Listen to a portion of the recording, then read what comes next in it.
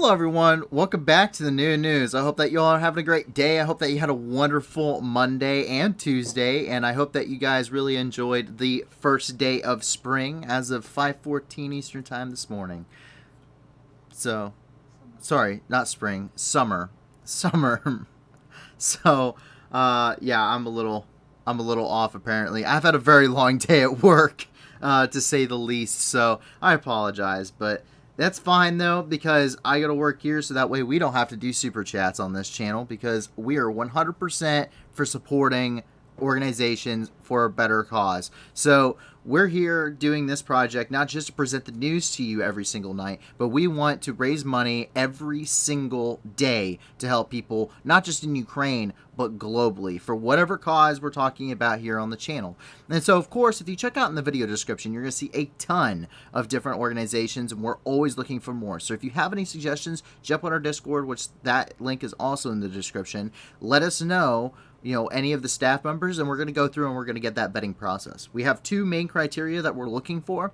One, that the organization is legitimate, and two, that organization donates, of the donations that they receive, 80% or more of the proceeds actually go to their programs and not just to dealing, not just going to people's salaries. Like, we don't want to see CEOs that make $1 million for a nonprofit, if that makes sense. We want to see people that are actually with the interest of doing good, providing humanitarian aid, providing support to the war effort. If you're talking about Ukraine, giving people protection, clean water, clean, good food, that kind of stuff. That's what we're here to do. And so please, if you can't give a lot to these organizations, give a little. If you can't give anything at all, please let your friends know about us. Give us a like, give us a subscribe, because it helps us, actually reach out to people. It helps more people reach us. It helps us, kind of grow this thing. And the more people that are here, ultimately the more good we're going to be able to do. And I can't think of a better thing to support.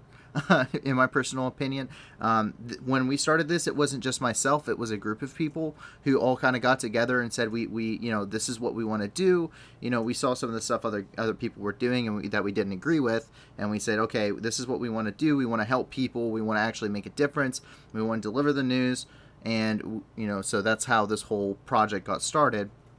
Because yeah, I couldn't do this on my own. The only way that this is possible is through the staff. So they are amazing. They really are the ones that put this together. I just lend my voice. But with that being said, there's a lot of stuff that is going on here. There's a ton of stuff, as you can see, all sorts of news, especially out of Ukraine. So without further ado, we're going to dive right into our special report regarding the country of Ukraine. And coming out of Kyiv today, there is a disturbing trend of statistics.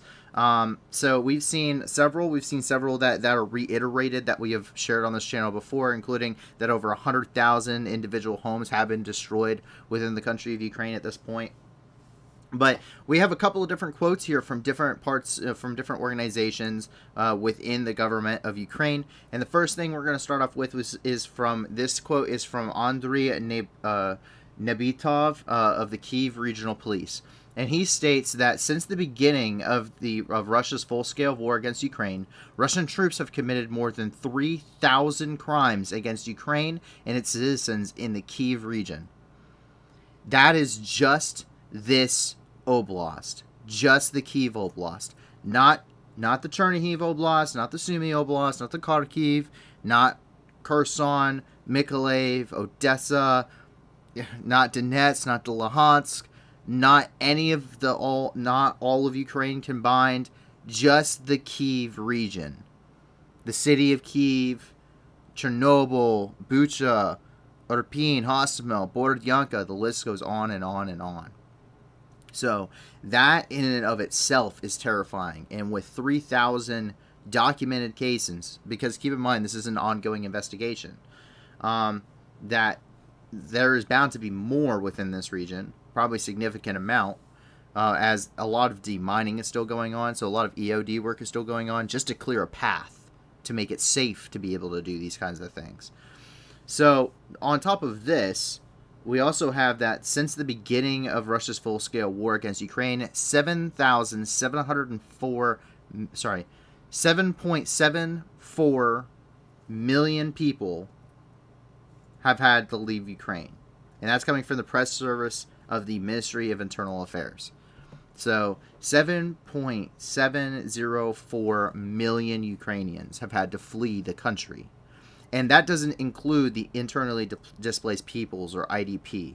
So people that are still within Ukraine that have had to leave their homes and have nowhere else to go and are trying to find refuge. They're refugees within their own borders. This is all that means. They haven't crossed the border into Poland or Romania or Moldova or any other country.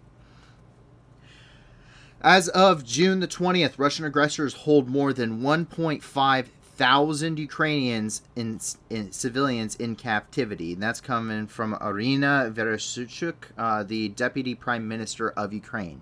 So a lot of those we're seeing out of places such as Mariupol, where we constantly get updates regarding, X amount of people, including children, have been sent to the filtration camp in Bezymia. The Bezymia filtration camp, reportedly, at least according to the Russian media themselves, is supposed to be able to hold upwards of 100,000 people. And so I highly recommend you read up on the filtration point system. We've covered it multiple times, including some documentation from places like Amnesty International and that regarding international criminal court cases that ruled a guilty verdict regarding the use of the filtration camp, or filtration point as it later became known in the Second Chechen War system, which has been pretty much attributed to being a concentration camp for all intents and purposes. So that is the current situation regarding Ukrainian civilians within captivity. Since the beginning of Russia's full-scale war against Ukraine, 323 Ukrainian children have died, 587 children have been injured. Most victims among children are from the Donetsk region, which is where we see a significant amount of the fighting ongoing, and have seen a significant amount of fighting ongoing for essentially the duration of the war. And that's coming from the Prosecutor General's office. So quite a bit of rather terrifying statistics coming out today, and over the last 2 days. Because keep in mind, we are covering the 48 hours here, not our usual 24.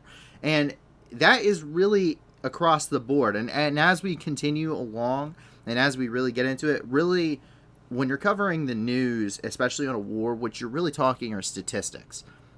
How many homes are being destroyed, how many munitions are being fired, how many people are being killed, wounded, captured, go missing, tanks are destroyed, whatever have you. Every single point we have adds to a statistic of this war. So everything we talk about, more of these numbers that they are bringing up right here from their government are going to be ticking upward. So keep that in mind as we continue along.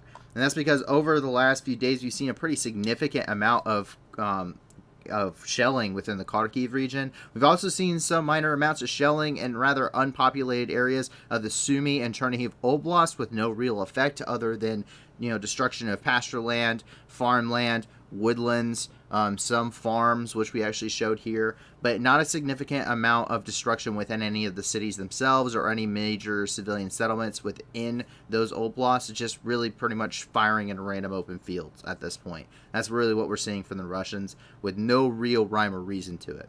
Kharkiv is a little bit different. Kharkiv is very openly being shelled for a reason of terrorizing the populace, not really a military, strategic or tactical objective. And the first way we can tell that is actually over here.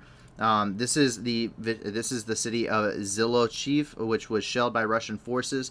Due to the Russian shelling in the village of Udi in the Zolochiv community of the Kharkiv region on June 21st, 3 people were killed, and that's the press service of the Zolochiv Village Council. So directly coming from that government, that local government, 3 people were killed as a result of shelling on this small village. Let alone when we get down here to Kharkiv, where we've seen over the last couple days, shelling in Kharkiv continues. So shelling hit Kharkiv, effectively destroying the metro station, which very recently just reopened. It was not but just a few weeks ago, the Ukrainian authorities finally got the last people that were living in the metro as a bomb shelter out of the metro, and now the above ground infrastructure has been effectively destroyed. And that's according to the Ministry of Internal Affairs, which we actually have from their official Twitter page some of the damage here. So this is their official Twitter of the Ministry of Internal Affairs. and this is their metro station now. Keep in mind, these trains, I mean, these aren't your, military targets kind of trains. These are trains being used to transport civilians from one place to another within the city. That's what a metro is. These aren't freight cars, but this is destroyed. There's no rebuilding this at this point. This is structurally no longer viable. All of those train cars are no longer salvageable. Everything will have to be scrapped, demolished, and rebuilt in its entirety. And we see that over and over and over again within the Kharkiv Oblast. Along with that, due to Russian shelling in the Kharkiv region on June 20th, 8 people were killed, 7 were injured. There is also the destruction of educational institutions and enterprises, and that's coming from, I'm going to try and pronounce this, Oleh Sinohobov, who is the head of the Kharkiv Regional Military Administration.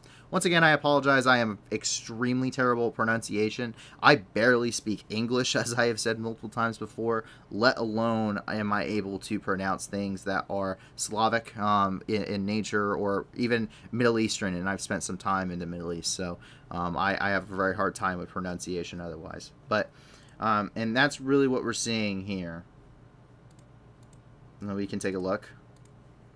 So no audio to this, but just an immense amount of pointless destruction within Kharkiv. And I do mean pointless.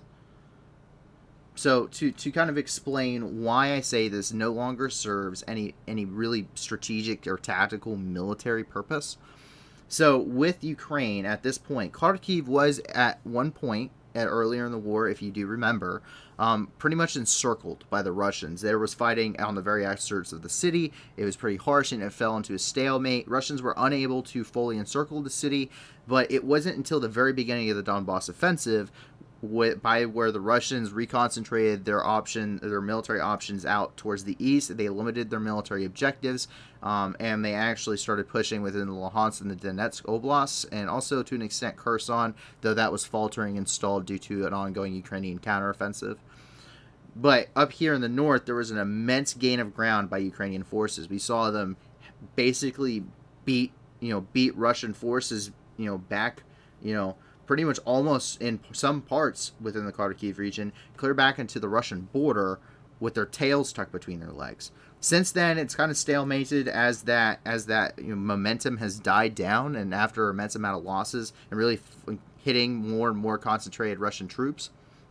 But they pushed so far that no longer is conventional artillery capable of reaching the city of Kharkiv, which was basically under shelling the entire duration of the war. So you can't use your grad systems, you can't use your DP-20s or your DP-30s, you can't use any of that because they're not in range anymore. And any military objective that would have been within the city of Kharkiv at that point would have been destroyed when you had the artillery in place. Now, could Ukraine probably move more, to Kharkiv? Yes, of course. But realistically, you're probably going to move it closer to the front where your guys actually need it. You're not going to be sitting there staging it so far behind the line. And that's kind of where you have to wonder. And they're not really hitting any military strategic objectives. Thus far, we've seen them hit, we've seen them hit the parks. We've seen them hit civilian infrastructure. We've seen them hit, a government building maybe, the metro.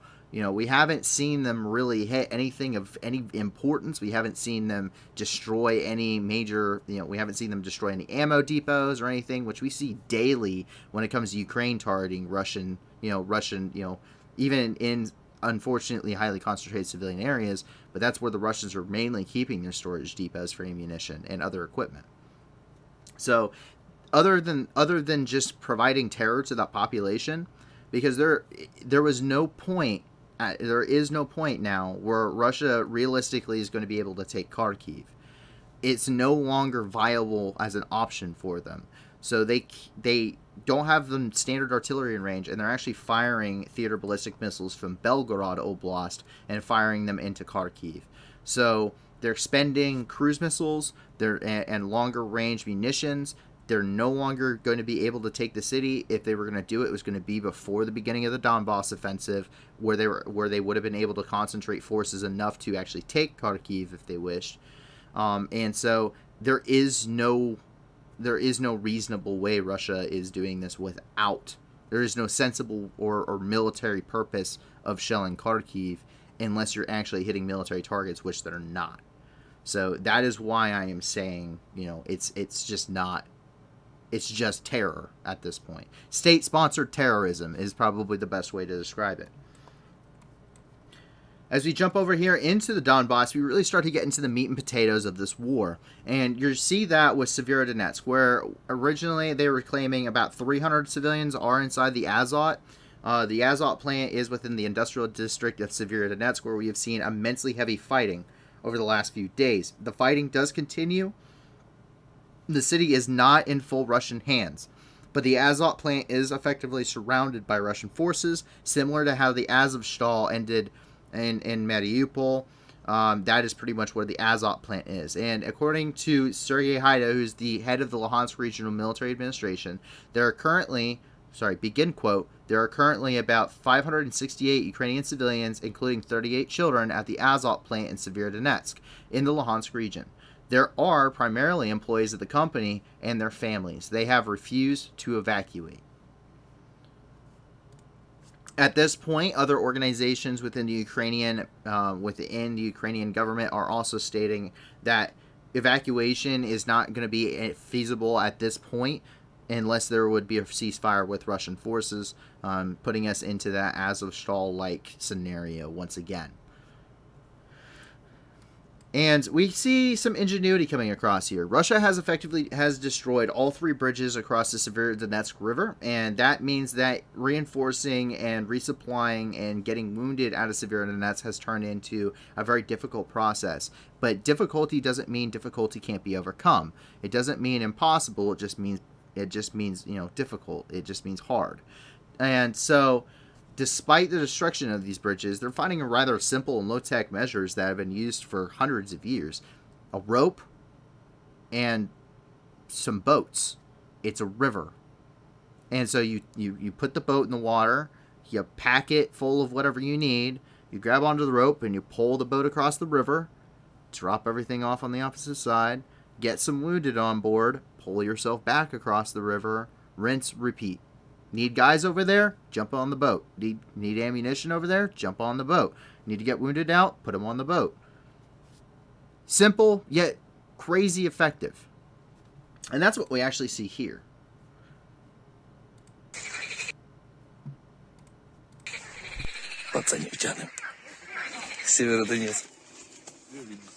Troops told us that the last bridge connecting the 2 cities was destroyed over a week ago.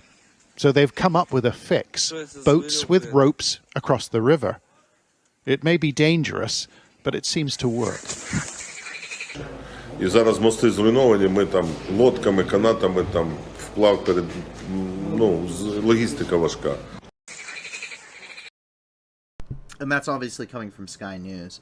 Now, is Sky News the most reliable source in the world? No, but they have footage, so I can't dispute. If a picture's worth 1,000 words, then the video is priceless, right? But that's the reality. Logistics are very difficult. This means that they can't get, if any armored vehicles they have in Severodonetsk, that's what they're gonna have. The duration of this battle. That asset, which was already highly important, is now 10 times or 100 times or a million times more important to preserve in combat.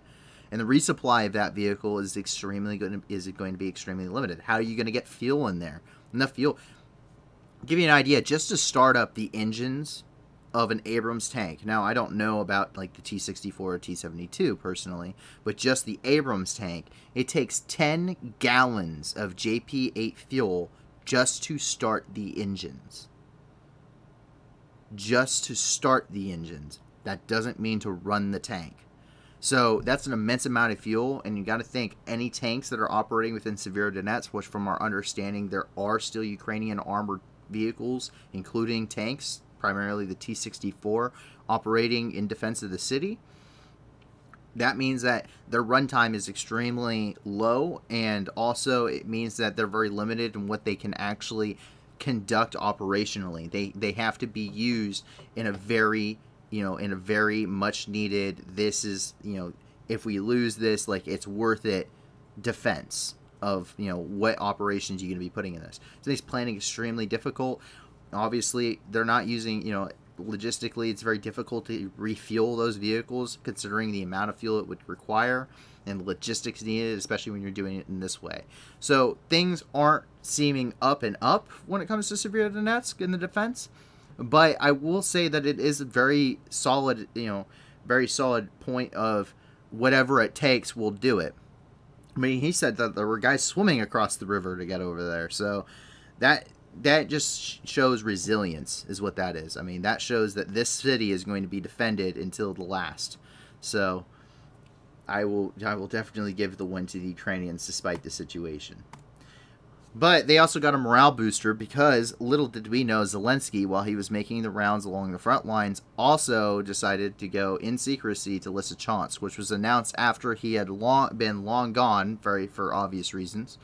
But he actually went to Lysychansk. Zelensky is very well known of making rounds to the front lines. He's very well known for keeping fatigues in his office. We saw this prior to the outbreak of the war. We see this throughout the war, with the exception of about the first 3 months, because at that point, the situation was too dire and too close to the capital for him to realistically leave. And Russians had so much military power at that time that really was putting a lot of pressure on Ukrainian forces. It just wasn't safe for him to move around the country, even within areas such as Lviv and where else.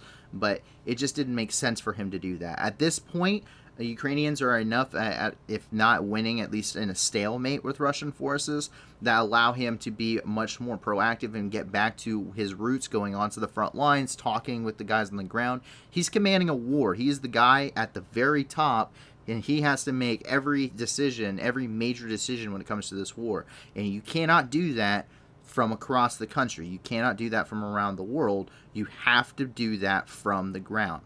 That's why small unit leadership is such an important thing within a military doctrine, which is something I think that the Russians actually lack.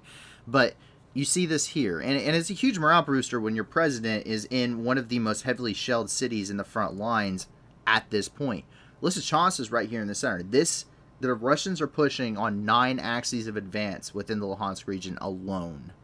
There's an immense amount of pressure on this region, on this area, and the fact that he's willing to go obviously shows something. So that's Lysychansk right now. It is being shelled into oblivion, much like Severodonetsk and Mariupol, where this man has no fear. No fear whatsoever. He is just going to show up. I don't need a ride, I need ammunition. This guy has got it. Whatever everyone else is lacking, he's got it. Now, I think this is probably a good point to point out to anyone that may just now be joining us. We have a very obvious and plain bias for Ukraine. Now, is this the go Ukraine, wave the flag everywhere? No. Okay, while many of us did hold personal bias for Ukraine, we try to stay apolitical and a-biased and unbiased with this news channel. But we wanted to see the facts, and we didn't plainly state the bias for some time. But you can only watch the same thing happen over and over and over and over and over again, because please keep in mind, you only get to see here on the channel about 10 to 25% of what we may come across in a given day. And most of the stuff we just can't show here because it's gory, it's bloody, it's a war. And the horrendous, absolutely... I've spent time in Syria. I spent time in Iraq. And there are no words. I could not imagine going through what's happening in Ukraine right now. It is such a terrible... they're going to have to come up with a new word. They just will. Because there is no words to describe how terrible life in Ukraine is. How terrible this war is. Why it started is beyond me. And I'm sure there are plenty of people who are willing to fix that opinion of mine, or attempt to, and try to persuade me, why one side has started this or the other. But ultimately, I've seen so many war crimes by the Russians on this channel. I pulled up the Geneva Convention, the customary international humanitarian law, all 3 protocols of the Geneva Convention. I've gone through on this on here on the stream and told you, this is why this is why this is a war crime. This is why you can't do this. I have seen civilians murdered. I have seen torture victims. I have seen all sorts of stuff. War is terrible in its own right, but the things that I have seen, and the researchers have seen on this channel make it so that we cannot in any moral way support Russia in any sense of the word. As a nation and as a military force, we cannot support the Russian government or the Russian military in any way possible. Because while I do say, and I will always say, that there are Ukrainians committing war crimes, because it's a war, and there's a war crime that happens in any given conflict on both sides. But the Russians are almost systematic about how they're doing it. And that is the most damning evidence behind this opinion. So I apologize if you don't agree with this. You're more than welcome. I'm open to conversation and intellectual conversations about this. And this is what we try to have on our Discord. But I'm open to intellectual conversations and different points of view. But I just cannot, with my personal background, knowledge, and everything else, and the research that we have done, with any moral compass, support Russia in this endeavor.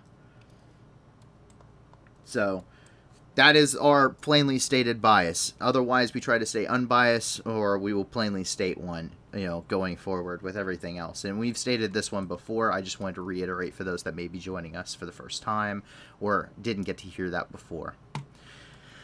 New toys and old problems. Great news. The Ukrainians have received the M113s. They're getting them from all, different countries, all of the globe. In fact, Australia is sending 4 brand new retrofitted ones, which look absolutely sick. But that being said, the M113 has pretty old it has its old problems still, and I'll go through why.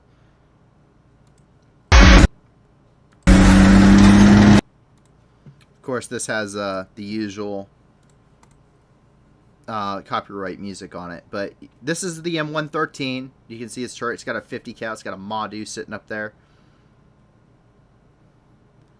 Right, and they're rolling, they're rampaging, but they're all still sitting on top. And you'd think, oh, we're getting this Western equipment. Why would why would you sit on top?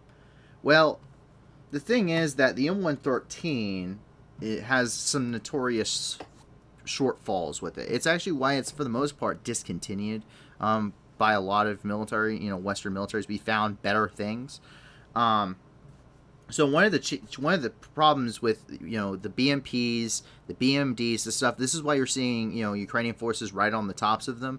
Their armor on the bottom of the vehicle is not very thick. So when you hit a mine, which is what we've seen the Russians use heavily, they're still hitting mines. We've seen both sides use them, but the Russians definitely they booby trapped everything in Bucha, Hostomel, and Irpin. That's kind of what we're seeing here. Is the danger is so bad that it's better to ride on the top. The M113 has this exact same design flaw, and you saw that during Vietnam, which is when the M113 really saw its first heavy usage, is by U.S. forces, in Southeast Asia during Vietnam. And they would actually take. This is one of the reasons why people didn't carry their flak jackets with them. When you see, images of the Vietnam War, a lot of them don't have their flax on. They just are still wearing just their, their OD green, utilities. They're not wearing the protective equipment. This is because they're literally taking their flak jackets and packing them into the bottom of things like the M113 in order to have some kind of protection against mines, and at that point, early forms of IEDs. Similar issue with the Humvee, flat bottom, didn't displace any kind of explosive underneath it, which is why the MRAP came about, and you saw the same kind of tactic there too. But the M113 has a very thin under armor on the bottom of the hull, and so that's why you're still going to see, despite this new Western vehicle, Ukrainian troops riding on the top. It's not out of force of habit; it's out of safety, because it's safer to ride on the top than it is to actually be inside.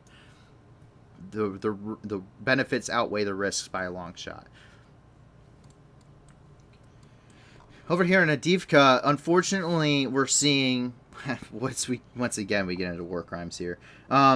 So I've showed a lot of images on this channel of the use of incendiary munitions, and the thing is that most of the time you don't get to see what those do, right? You just see them actually firing them and them bursting over the city and raining down, but we haven't seen what actually happens. And thanks to Emanine Zipar, who is the first deputy of the Ministry of Foreign Affairs,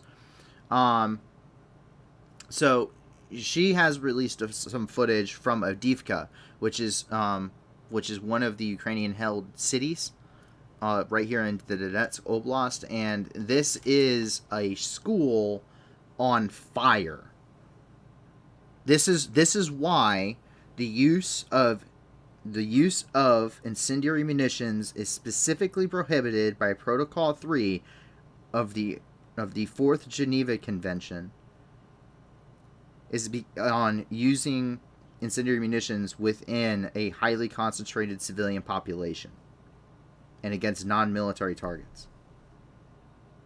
This is why. This is a war crime. This is the reality of what happens when we see all those cool, sparkly, raining, white blobs of light that are flying down whenever they use this stuff. This is what this stuff causes. They burn at thousands of degrees. Celsius, Fahrenheit doesn't matter. They're both hot as hell, and there's no way to put them out. So take a look.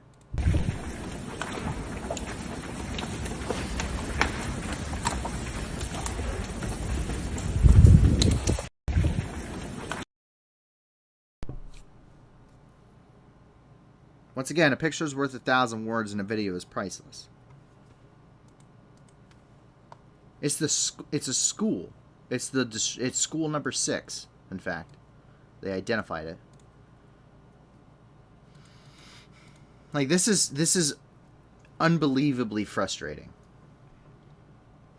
Over here in Donetsk, you see that, though, there was another ammo depot that was hit. So, while the Russians may be dishing it out in probably some of the most horrendous fashions possible, the Ukrainians are trying to mitigate them being able to do this. And one of the ways they do this is really hitting on their supplies. You saw this with the targeting of supply vehicles, and you continue to see that with the targeting of supply vehicles. But these supply vehicles are going somewhere, and they're going to main storage areas before they're brought to the front lines and to the forces that need them. And so we've seen this multiple times now, but it's always good to see. This is another Russian ammunition depot within the city of Donetsk, by the way, that was hit by Ukrainian artillery, and this caused a sympathetic detonation, meaning it caused the other ammunition to go off and explode as well. So we can go ahead and take a look at that. Ебать в рот. Извините, дорогие подписчики. Походу точковый выпад. Только что прилетел.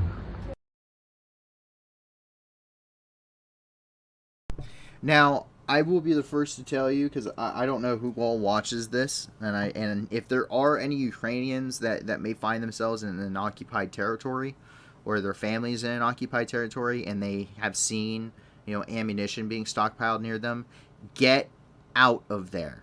Leave immediately. Because it's not necessarily just the Ukrainian artillery that may come in, and unfortunately collateral damages happen, especially when you're putting it in a civilian population like this. But more so, when this stuff goes off, it's not in a chamber.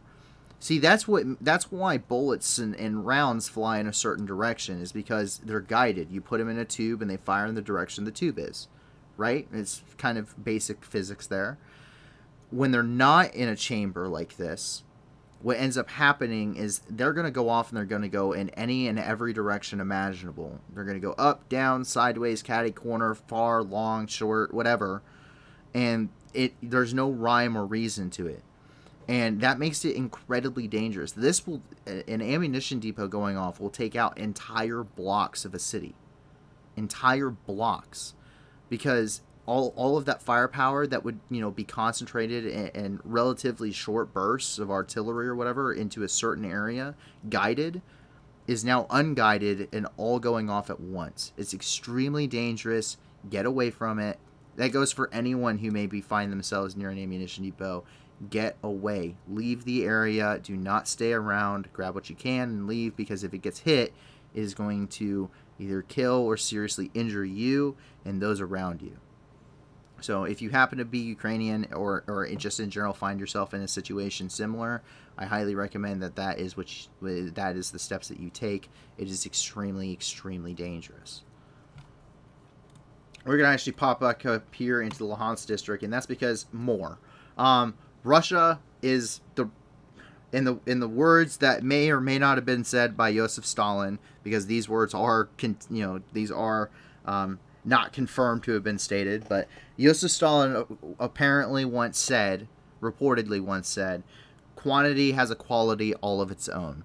That was really his military mentality, and we saw that during World War II. And we continue to see that mentality to this day. Russia has taken immense losses when it comes to their forces. It's known as the Russian Horde for a reason. And that's what we see here. So these are T-80 main battle tanks that have been refitted after being pulled from storage. Normally they have very minimized refits, and then they are immediately sent to the front in order to replenish massive armor losses. And we see them rolling in massive numbers. Most of the trained tank crews would have been killed in action at the outset of the war and over the last couple of months. So these are getting recrewed with relatively untrained crews and making them less and less effective, but they're also pulling older and older and older equipment. These T-80s, relatively, despite being, newer models, they aren't up armored. They're not upgraded. They don't have the reactive armor for the most part. They don't have many of the features that even the early T-80s that we saw in the beginning of the war, which really undercuts the idea that Russia hasn't fielded its finest. We see T-62s taking action as well. That being said, a main battle tank is still a main battle tank and is still a dangerous opponent. But an untrained crew and a really unfit vehicle for service does not help the Russian Ons. But they're hoping the amount that they are fielding is going to make the difference. You see this in their doctrine.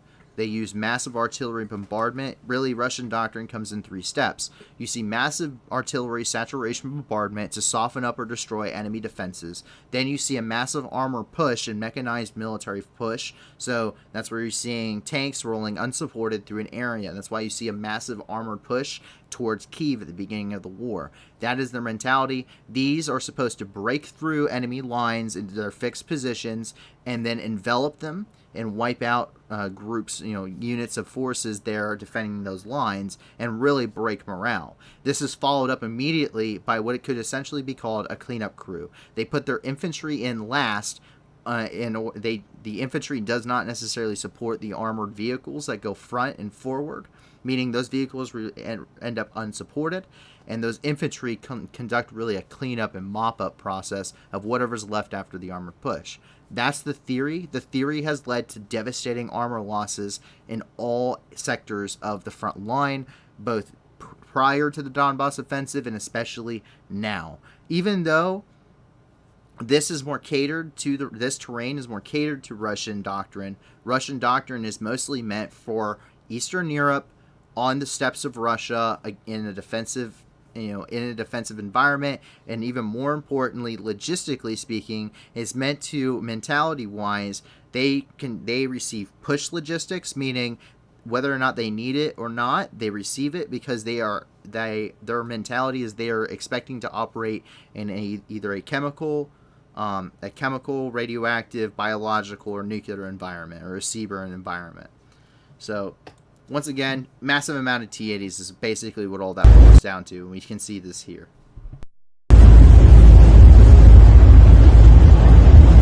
Shut up.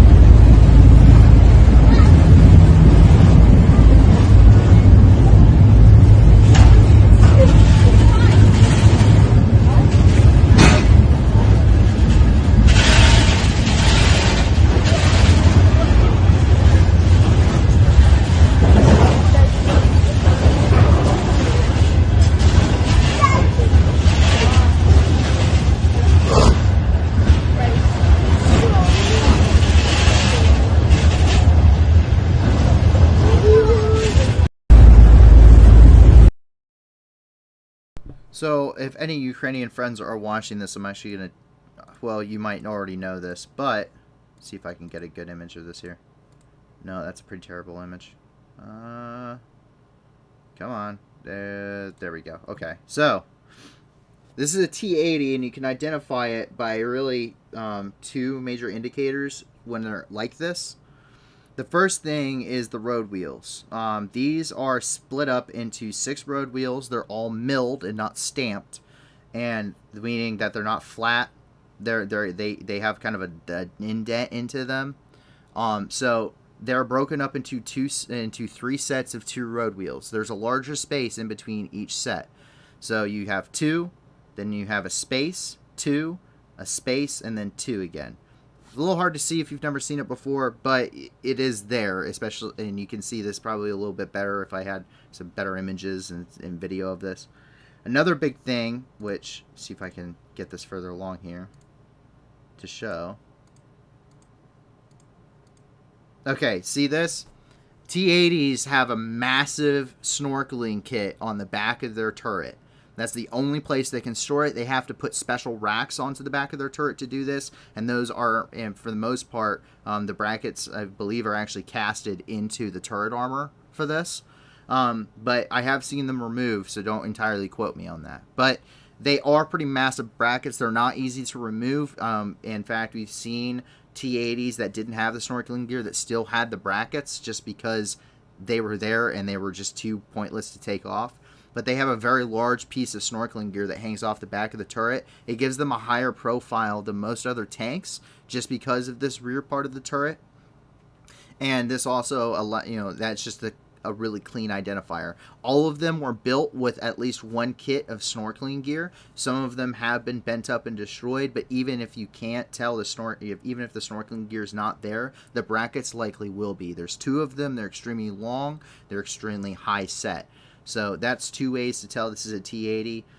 The third is the fact that you can tell it's a Soviet-style vehicle at the very least because they have a concentric, meaning perfectly circular, a bore evacuator or a little bulge on their barrel, either center or forward of the center of the barrel.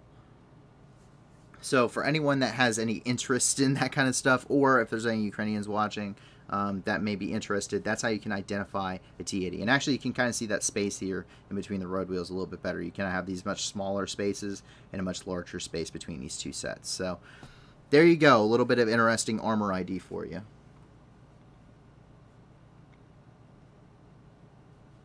So I just got a question from Erev Shang who said that when would Russia run out of ammunition? No other countries are openly supporting Russia with ammunition tanks. True? So that's actually a really good question that no one can answer.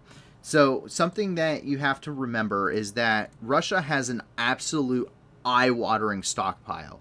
I mean an eye-watering stockpile. 80 years of an arms race is going to do that.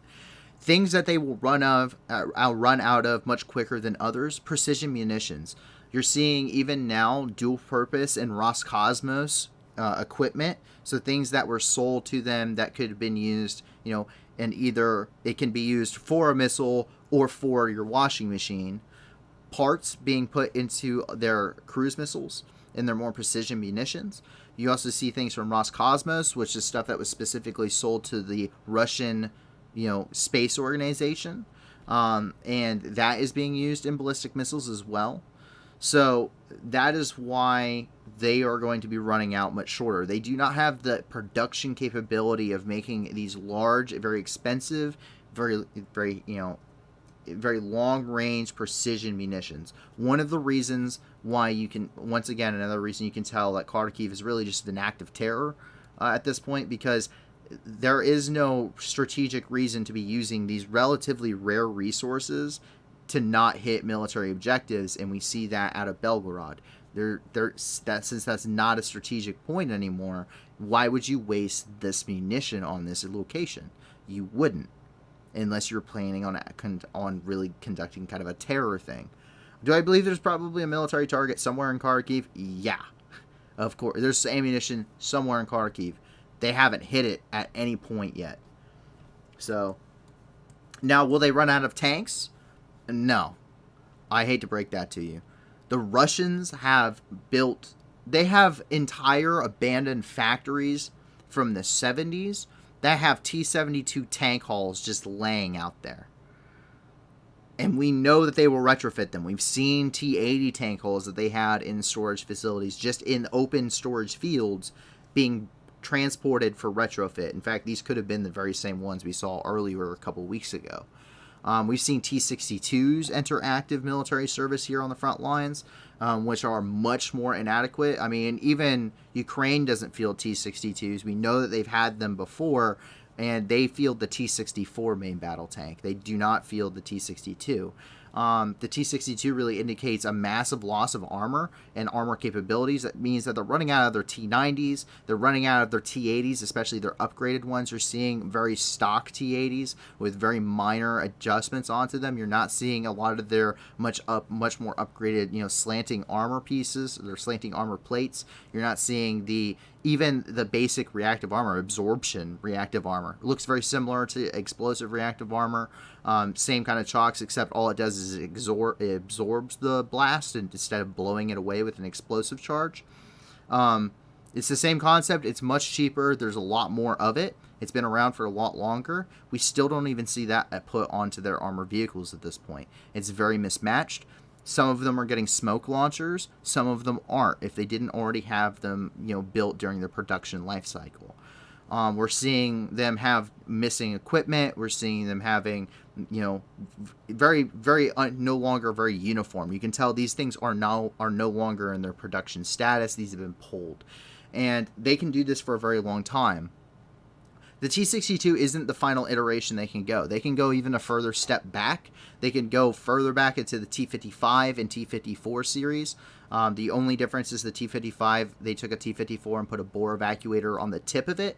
If we see that, that's where Russia starts to become in trouble, because anything prior to that is really World War II stock. And that is, that might be the IS-2, IS-3, or the Joseph Stalin 1, Joseph Stalin 2. But that's not that's World War II. That's late World War II, T-34s, that kind of thing. So they didn't nearly build as many of them. The T-55s and T-54s, they didn't nearly build as many of them either.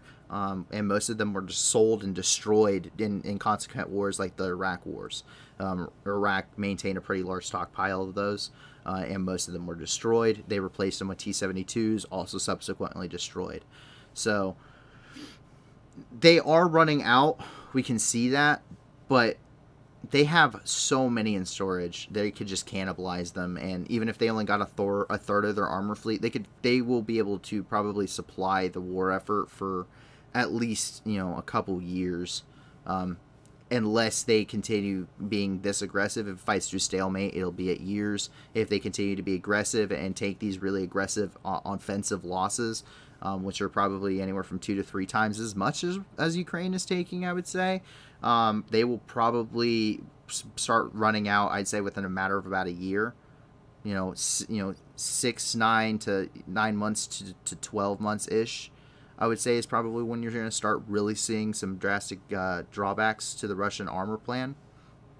But they can also put in a lot of IFVs, infantry fighting vehicles, armor personnel carriers, and also, who's to say no one else would supply them? Belarus maintains an armored force. It may not be large, but Belarus really wouldn't be much use militarily to begin with, other than, some more saber rattling. But Belarus's entire point is to give much like a lot of people joke about some NATO countries. Belarus's whole point is, in the event of a war between NATO and Russia, Belarus gives Russia an extra 25 minutes. So that's the whole point. That they wouldn't be any other use militarily, and they could probably just seize their stuff. Anything they capture from Ukraine could be seized and used. The T-64 would be an upgrade in some cases. Ammunition-wise, once again, massive stockpiles. I mean, so much ammunition was produced for the AK-47, AKM, AK-74. AK-12 just uses that 5.54 ammunition, or 5.45. Dishkas, RPDs, RPKs, PKPs, PKMs, which use the same round. You're not really going to see a massive drop. The NSVDs, the same thing. I mean, you're not going to see a massive drop. The Cold War produced, they they really, really outproduced. And that's actually one of the reasons why they collapsed, because they put so much money into their military that they couldn't feed their own people and run anything else but their military. So that's the situation with Russia. They'll be able to produce. The main issue that's going to come forth probably before anything else will be manpower, and that's what we already see, considering this. We have confirmed reports that the Syrians are actually fighting at this point, and that's something that they would probably only use if they definitely needed it, because the Syrians, I wouldn't trust on the front line, and they're fighting. So I hope that answers your question. I'm sure that was a long-winded answer, but it was kind of a multi-part question, and it's a lot more than what I can talk about intelligently to an extent, but just based off of my knowledge on that and Russian military doctrine and how that kind of works out and what we're seeing on the ground, manpower will be the first issue. Armor assets could be interchanged. That's not. They have huge stockpiles. Ammunition is basic ammunition will not run out for a long time. They built Katyusha rockets since World War II, so the BM-21 Grad will be fine. Their artillery will be fine. AKs will be fine. Small arms in general. It's going to be their strategic munitions, I think, will run out first on that end. But tanks and armor vehicles, they got so much.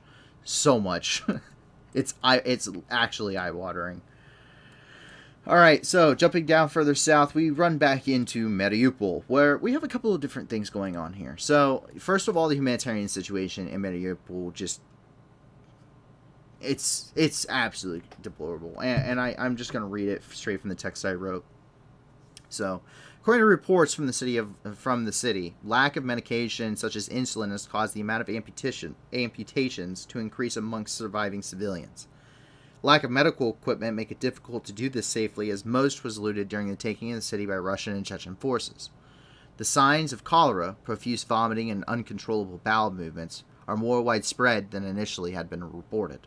Overall, the situation in Mariupol causes all known vocabulary to fall immensely short, as the amount of human suffering on the average resident is indescribable.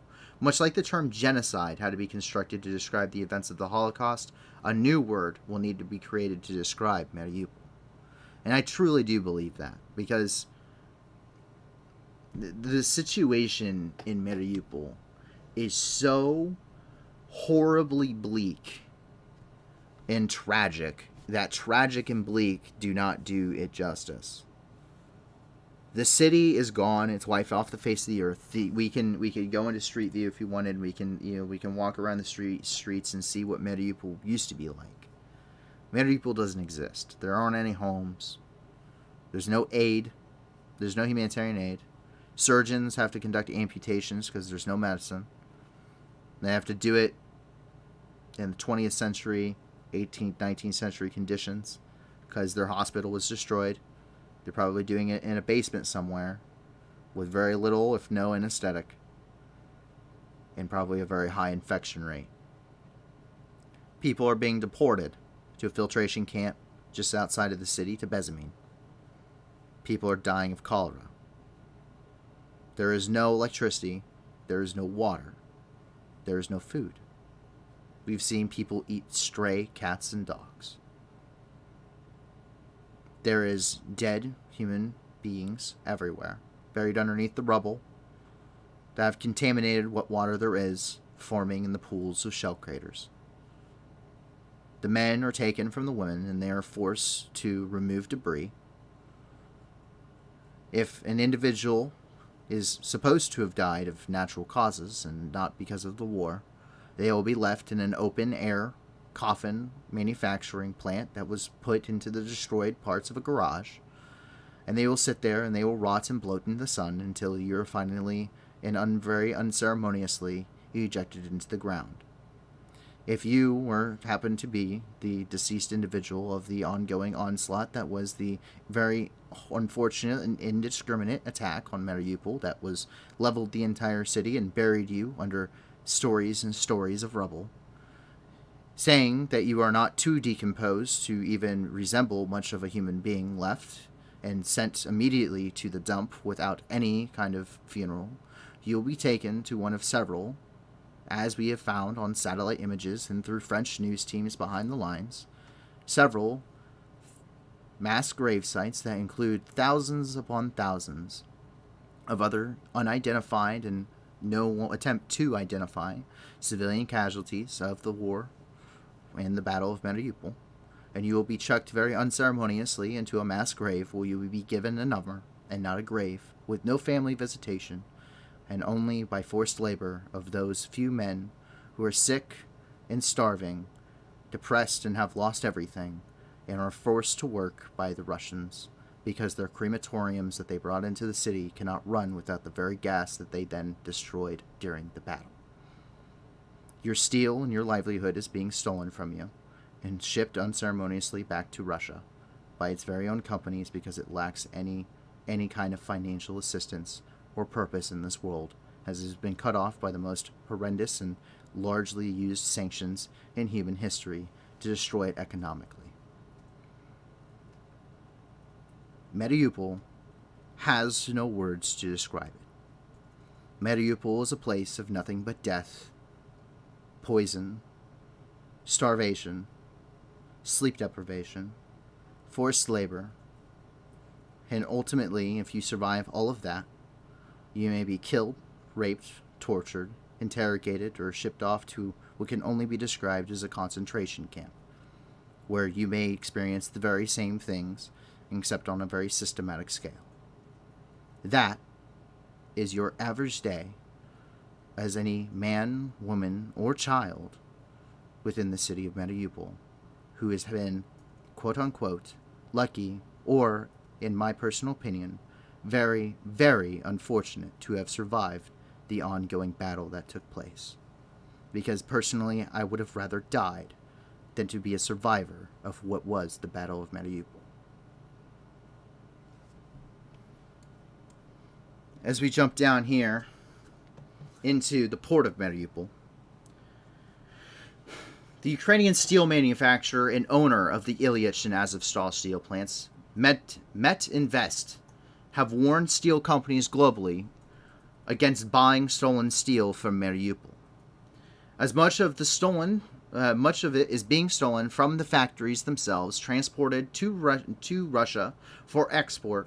And this is reaffirmed by prior images that we have actually shown here on the channel, and the satellite images of which the part and the satellite images which show Russian cargo ships escorted by warships within the port. So this is Metinvest warning. This is through S&P Global Commodity Insights, and this is their highlights regarding the Metinvest warning against buying of Ukrainian steel stolen by Russia.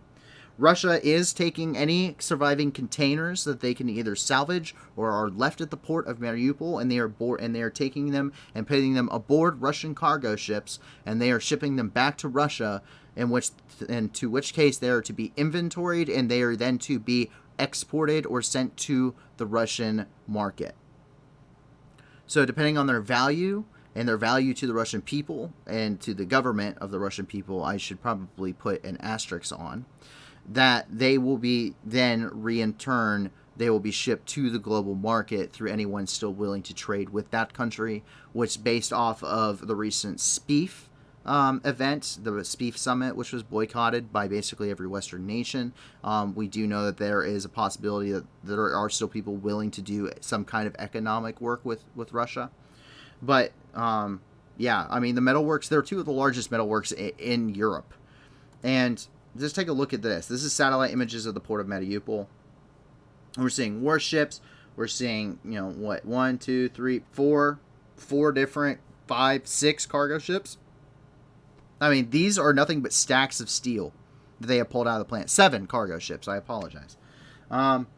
So this is the port of Mariupol. This is from yesterday. I mean, that is immense. That's immense. I mean, that is pillaging. Pillaging, by the way, is a war crime. You cannot pillage a nation. You cannot do it. It's a war crime under the Geneva Convention. It's under the 4th Geneva Convention. And they're doing it on a systematic scale, nationally backed. A systematic, nationally backed scale. It's stuff like this. And it's stuff like the destruction of Mariupol and Severodonetsk and the banning of Ukrainian and the forced deportation of Ukrainians, the forceful removal of all of their identification, the requirement of filtration identification paperwork, which we've shown on this channel, the filtration point system. Like, there are arguments that Russia is, it's a debate. Is it ethnic cleansing? Is it just a tragedy? Is it genocide? That's for the International Criminal Court to decide. If this is ethnic cleansing, it's on a pretty large scale. If it's just a tragedy, then I gotta wonder. And if this is genocide, this is just genocide done very poorly on the part of the Russians. But that's what we're seeing. We're seeing widespread war crimes against, crimes against humanity, and we're seeing widespread, deportation. We're seeing pillaging. And nothing is being done on the Russian part. Like, nothing. Nobody. There are laws that decriminalizes doing it in a war zone. If you think we're kidding, we reported on it. Like, and then once that came out, by the way, in order to reach a lot of these, you have to have a Russian login information in order to get to it. Don't worry, hopefully here shortly we actually found their entire political agenda for the Russian Duma, so hopefully we'll be able to actually report on some of that once we get it translated for you. Because trust me, their entire upcoming agenda is on there, and we also have everything that they have passed on there. They're also very active on their Russian social media, but if you try to go to their actual website, don't bother. They don't have anything there that's updated. Anyway, as we jump up here, somewhere along the front here, we see that the multi-role fighter purpose is actually coming back, and we see Ukrainian MiG-29 Fulcrum fighter aircraft actually in support of Ukrainian ground forces. They're extremely low. They have to be. The skies are still contested, and while Ukraine has obviously been more publicized for the usage of manpads, Russia still maintains a very sturdy air defense system, and so it's just as dangerous for Ukrainian pilots, which are far fewer in number, to actually be operating than it is for Russian aircraft, which obviously we've seen so many shot down. I'm surprised they have an air force. So let's go ahead and take a look.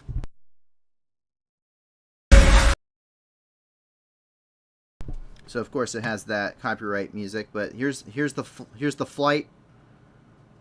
Very low level for fighter aircraft, where we're gonna watch them, and you're gonna see them shoot those flares. So they fire those rockets, and they immediately burst flares and break.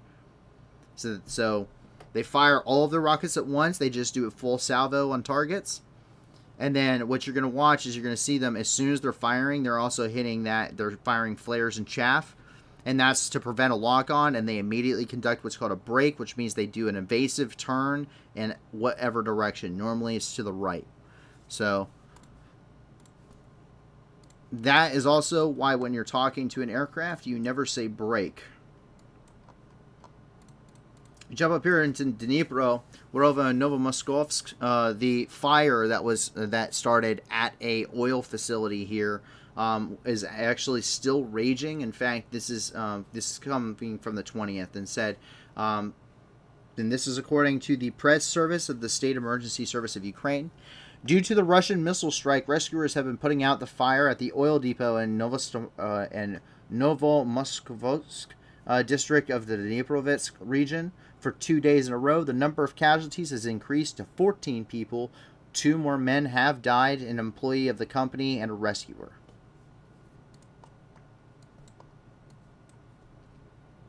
As we jump over here into the Kherson Oblast, we have a couple of different things here. So first of all, half of Kherson's population still lives under Russian occupation. So about half, quote, about half of the population remains in the temporarily occupied territories of the Kherson region. About 450 to 500,000 people. Moreover, Russian occupiers hold more than 600 Ukrainians in captivity, including activists and participants in the war in the Donbass. This is from Hannady Lohada, the head of the Kherson Regional Military Administration. And we do know that there is a pretty substantial amount of partisan activity here, and we're actually getting ready to get to that. So The Kislavika, of course, has been liberated, according to the Ukrainians. The village of Kislavika, which only lies about 12 kilometers from Chernobivka, which is right next to the Kherson International Airport, was reportedly liberated. Fighting along this front really is seeing a lot of slow but steady progress on the part of the Ukrainians, which is a good thing. But that's kind of, that means that the momentum just isn't there. A lot of the forces are really concentrated with the Luhansk right now, so that's very understandable on their part. But they're still making progress, and that's still very important when you're trying to, when you're really trying to keep, a country and trying to liberate it. But this is, we're seeing a large use of artillery, of course, expressed on both sides. So the Russians are using massive amounts of artillery. Ukraine is using massive amounts of artillery. Unfortunately, Russia has about a 10-to-1 advantage in artillery. And that's saying a lot when Ukrainians, for their 155 shells alone, are expending between 4,000 and 6,000 a day. So when Russians outnumber them 10-to-1, outgunning them in artillery, that's a pretty massive amount. And once again, that goes back to that doctrine I talked to earlier, that opening part of the doctrine. You're going to see that it's saturation bombardment, it's not precision munitions. And Ukraine is conducting a lot of precision strikes with their 155s. So that says a lot with how much their artillery is being used. But it's also very difficult for Russian forces to really counter effectively the Ukrainian assaults here. And that's simply because there's a lot of partisan activity behind the lines. Melitopol and Kherson especially have a lot of partisans that are operating here.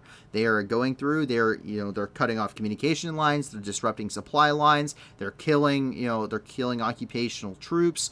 And this is, they're targeting members of the local, occupational governments and collaborators. And so that really makes it difficult, because what do you focus on? Do you focus on, you have to suppress the people, in your region and track down the partisans. That takes a lot of energy and time. Just ask the United States. Fighting an insurgency sucks. We did it for 20 years and they still took over a country. I don't know what to tell you. Fighting an insurgency sucks. The French resistance did it for years. And they still helped, us when the time came for Normandy. Fighting insurgency sucks. That's what Russia is fighting. When I say partisans, I'm talking about resistance movements. I'm talking about insurgencies against the Russians. And the Russians, we know how they deal with insurgencies. Take a look at Grozny. That's what the Chechens were. Not the Kadyrovites, which are the pro-Russian, Chechens. I'm talking about the actual Chechens that are either dead or suppressed or in exile right now. The ones that actually fought really good and don't just post videos on TikTok. That is how Russia deals with insurgency, and they're trying to consolidate their claims, and they can't do that by leveling the cities anymore. So that's really what you're seeing. And it makes it very difficult for them to, it takes a lot of energy just to do that, let alone defend the borders that you've gotten against a very, pretty much a peer-on-peer conflict here. They are very equal in their strengths. It's a 1-to-1 power parity between Ukraine and Russia. They're not doing so well and trying to do both. You can do one, you can do the other, but you cannot do both, and that's the problem Russia's facing. It's like fighting a war on two fronts. Take a look here. So this is Ukrainian forces that push troops back to their positions in the Kherson Oblast. The operation is ongoing. This is coming from the Operational Command South spokeswoman, Natalia Gumenuk. And this really shows you. So this is NASA's fur. This is actually something that we have too. We take a look at this every once in a while and kind of reference it to kind of get an idea of what's going on. So how this works, this is actually a satellite.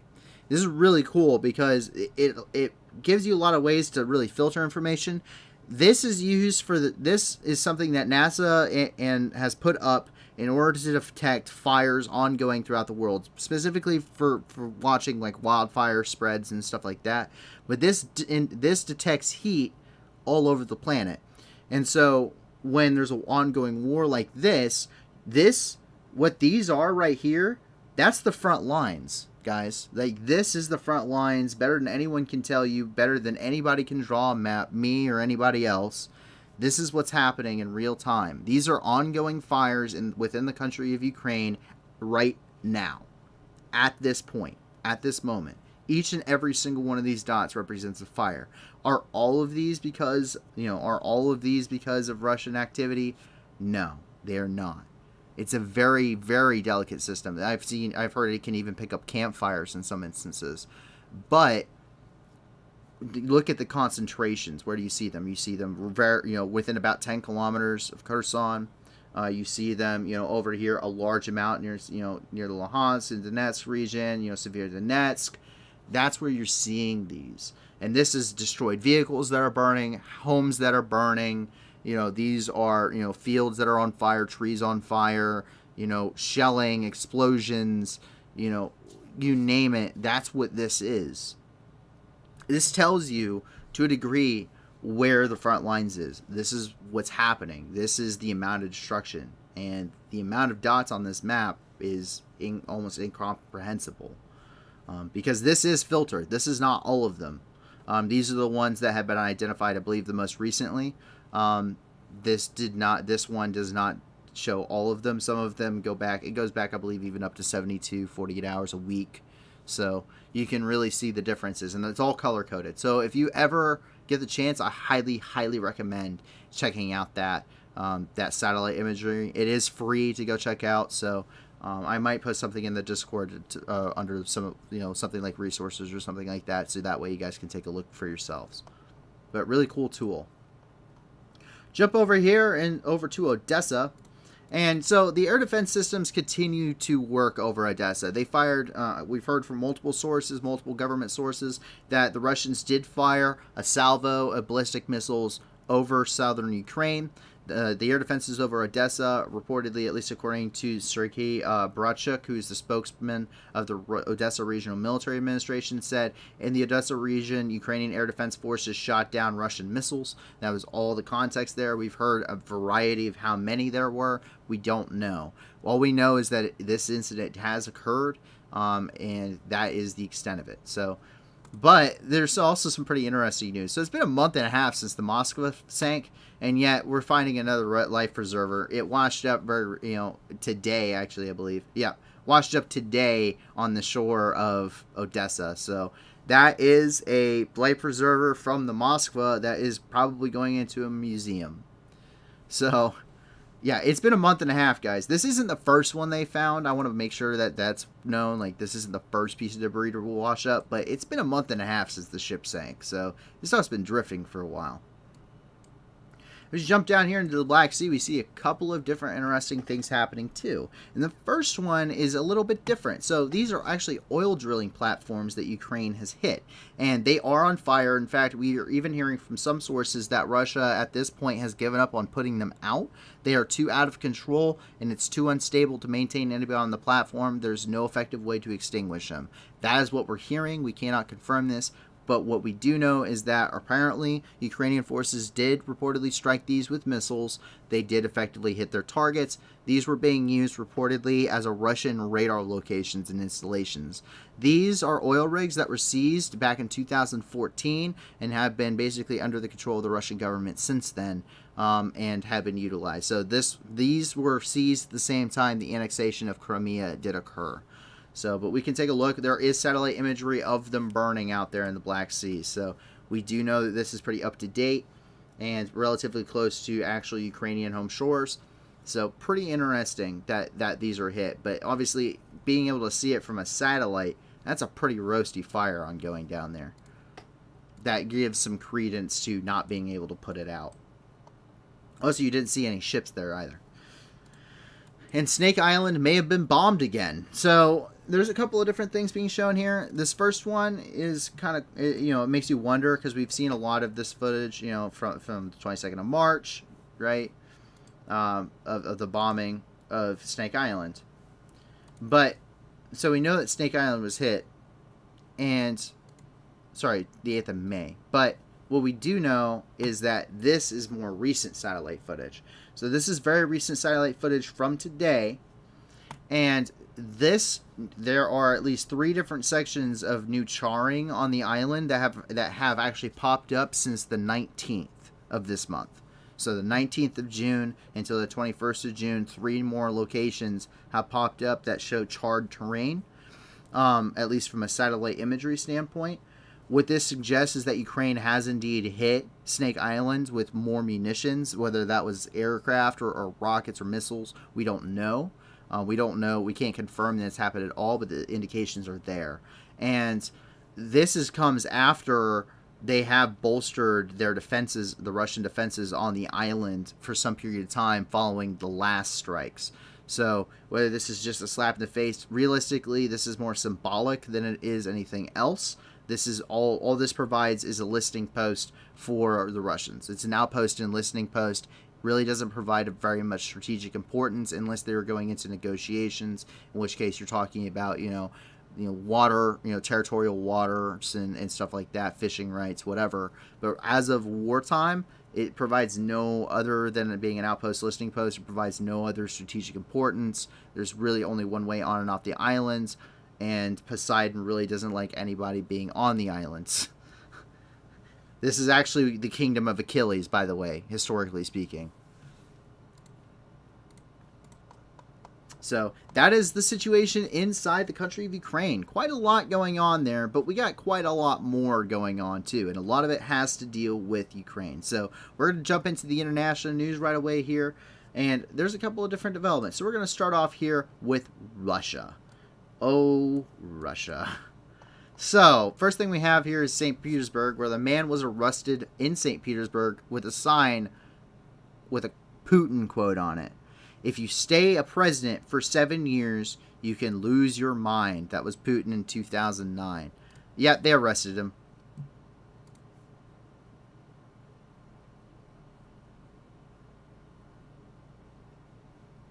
Yes. Very nice. And as we jump down here to Moscow, we have a couple different things. So, Moscow, the ruble just hit a 7-year high. It's jumped 35%. And the reason being, so the first thing is that the New York Times reported this and said that Russia's economy is making a comeback. That's not the case. If anyone is to ask, that's not what's happening. It's not Russia's economy making a comeback. First of all, they're not taking in a lot of imports. Why? They're sanctioned into the Stone Age.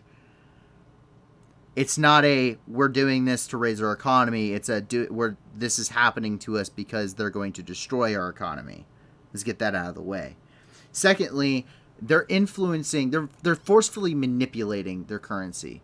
So they knew that a conflict was coming. Russia has been sanctioned before. They were sanctioned at least to an extent. It wasn't very heavily, but to an extent, following 2014 and the annexation of Crimea and all of that fun stuff. More sanctions followed with some of their other actions in various locations, including, I believe, the poisoning of one of their main, rivals, of Putin's main rivals. And so that really, that right there, they knew that if they were to do anything, that this was, they were going to be sanctioned, probably pretty heavy. And this means that prior to this war, for a long time, since 2014, really, they have really been building up a heavy reserve. And so what they're able to do is they're able to interject, boosts into their economy through their reserves, through their bank reserves. And so this means that they can keep from the ruble from completely collapsing, at least until those reserves run out. And that's going to be even more impactful as those reserves continue to get depleted, as they're trying to, make it look like, actually right now, because of this, Russia's currency is actually considered the most resilient in the world right now. That's not true. It's actually, they're artificially inflating it. They're artificially doing this. And it's going to come back to bite them because this projects something now, politically speaking and financially speaking, economically. It doesn't mean it lasts. They have to maintain the reserves to do it. They're not going to be able to do that. And any way that they would be bringing in more stuff to put into the reserves is getting shut off slowly but surely. And when I say slowly, I do mean the gas reserves that they're putting out. They're still selling to Europe. Europe's finding a way to turn that off, and they're doing it bit by bit, and eventually those bits add up. And so it's going to be a very significant hit to their when they no longer have a major energy sector income to their economy that's really funding the reserves right now. Same thing as they run out of exports. They're talking about having major exports. Well, most of the world doesn't want to accept their exports, and if they do, they know that they can be hit with just as heavy sanctions, which while Russia may have that ability to at least manipulate it for a time, most countries don't. Most countries in the world just don't have the economies to do that. Russia has a big economy, or it did, I should say, have a big economy. Considering everything and considering the sanctions it already had, it was a pretty well-off economic nation. Maybe not as great as, say, Germany or somewhere, or the United States, but really it was an economic powerhouse in and of itself, especially with the energy and raw material sectors. That's not going to be the case. And other countries can't take the hit and don't want the association. So that's kind of what's happening here, and that's going to cause the reserves to take a plunge, and when it does, it's going to wreck their economy even harder, because now there's more currency in circulation that's causing inflation. They're trying to get their inflation rate down to below 15% by the end of the year. If your inflation rate is 15%, that's pretty bad. To give you an idea, U.S. just hit a 40-year high, and it was an 8.6% inflation rate. A 40-year high. Russia is at 15 and Russia is above 15 and hoping to drop to or below 15 by the end of the year. Okay, that means that your money is turning ever increasingly worthless by the minute. So it's almost to the point that I would say it's almost hyperinflation. But I'm not an economic expert, so I'm probably saying something stupid right now. You go down here. Moscow actually talked about the POWs that they had captured. And this is the official Kremlin spokesperson, Peskov, and he said American mercenaries detained in Ukraine participated in illegal activities. Therefore, they should be held accountable for their crimes. No, but I guess you can make, this one's probably a little bit better of a political argument on their standpoint than Aiden Aslin, who'd been fighting in Ukraine since 2018. So Aiden Aslin was, he is a member of the Ukrainian Armed Forces. He's a Ukrainian Marine. He's not a mercenary. He's just part of he has dual citizenship.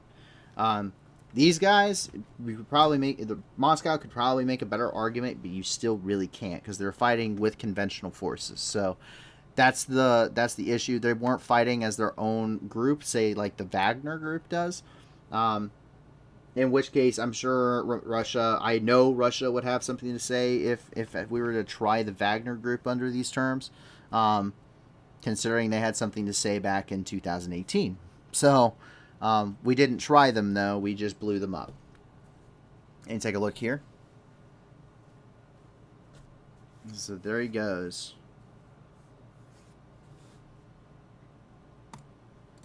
Ah, yes. Contemporary art has taken a very interesting turn now. So this art is focused on defeating Nazis, both new and old. During the Great Patriotic Wars of new and old, within the new and old Soviet Union, essentially, is what this is. Because, I hate to break it to you, but Russia is essentially the Soviet Union all over again. Really, Russia's been essentially the Soviet Union for some time. And it's not because they try to be the Soviet Union. In fact, they're probably I think they're trying to be imperialist Russia at the time of the Tsar. But Russia is essentially Soviet Union right now. The only time they really tried democracy and found out, wow, democracy is a lot harder than we thought it was going to be. We thought it was just everyone votes and everyone's happy again. Was back between 1991 and the rise of Putin. And they found out that it was really hard, and then they had then Putin came to power, and it's just another strong authoritarian leader, which, given Russia's history, is essentially what Russia basically, Russians as a people essentially need in a government. If you look there's not really a time in Russia except between 1991 and the rise of Putin. So the fall of the Soviet Union and the rise of power of Putin, where there wasn't some guy in charge at the very top level as the head of state and in an authoritarian manner. Think about it. You had, before Putin, you skip over 91, you go Khrushchev and all of them, you Stalin, you go, Lenin, you go, you get into the Menshevik governments, which are still communists, but they're just less extreme communists. You go into the Tsar, the Tsarista. You go into all of everyone who's ever been in charge of Russia, every feudal lord, the Mongols, you name it. Someone was an authoritarian figure at the head of their government. And, it doesn't really change the idea, it just changes the name. That's really kind of how it's run thus far. I'm not saying that's a bad thing or a good thing. I don't care. It's whatever these people want. What I'm saying is that they're basically the Soviet Union all over again. And there are ways to say that. They bought Lada again, the Soviet Union's car company. It's now a government car company. They run all of the media. They have a huge arms race they're probably trying to up and run right now, which isn't going very well considering they're losing that battle against 30 other nations. They're sanctioned into oblivion. It's nothing but propaganda. They're fighting a war with a country. They're saying they're going to revoke Soviet Union independence charters that happened at the collapse of their very own country, like with Lithuania and Latvia and the Baltic states. Like, it's just the Soviet Union all over again right now, with imperialist goals to be the imperial Russia. But take a look at it. So it's a shot down German airplane, and it's got President Biden, the U.S. president, with a bullet in his head. And it's got Adolf Hitler with a bullet in his head. And it's got Zelensky with a bullet in his head. Ah, yes. The German artwork. Ah, yes. The Russian artwork, I should say. Very nice. Very nice. Because we're all Nazis, guys. Once again, as Russia should have learned, you can't, it's all fun and games, but no one takes you seriously if you just call everyone that disagrees with you a Nazi. It's not how you win arguments, guys. Like, winning an argument means you're more intellectual and you're actually right on your point and can persuade other people to your cause through intellectual and factual evidence.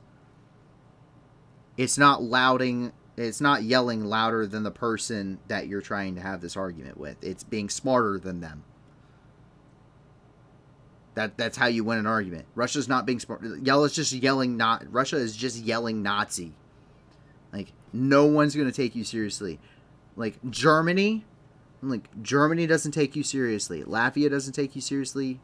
Every other country in the world except for Belarus, which is basically just Russia.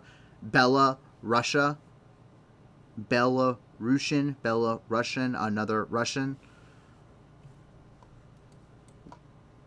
Come on.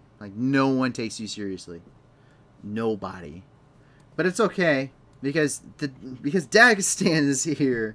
Dagestan is more of a Middle Eastern country than a Russian country. A Russian republic. They are in the Russian Federation, but they are much more a Middle Eastern country than they are anything else. And I swear this is not satire. This is not satire. This is serious. These guys, to show their support for the Russian Federation and the ongoing war, they sheared a bunch of Z's and goats. They did it in sheep. They did it in their own special Dagestani way. Just take a look at this. This is from the Dagestani official telegram. They sheared Z's into giant herds of sheep and paraded them through the streets of Dagestan in support of the ongoing war effort.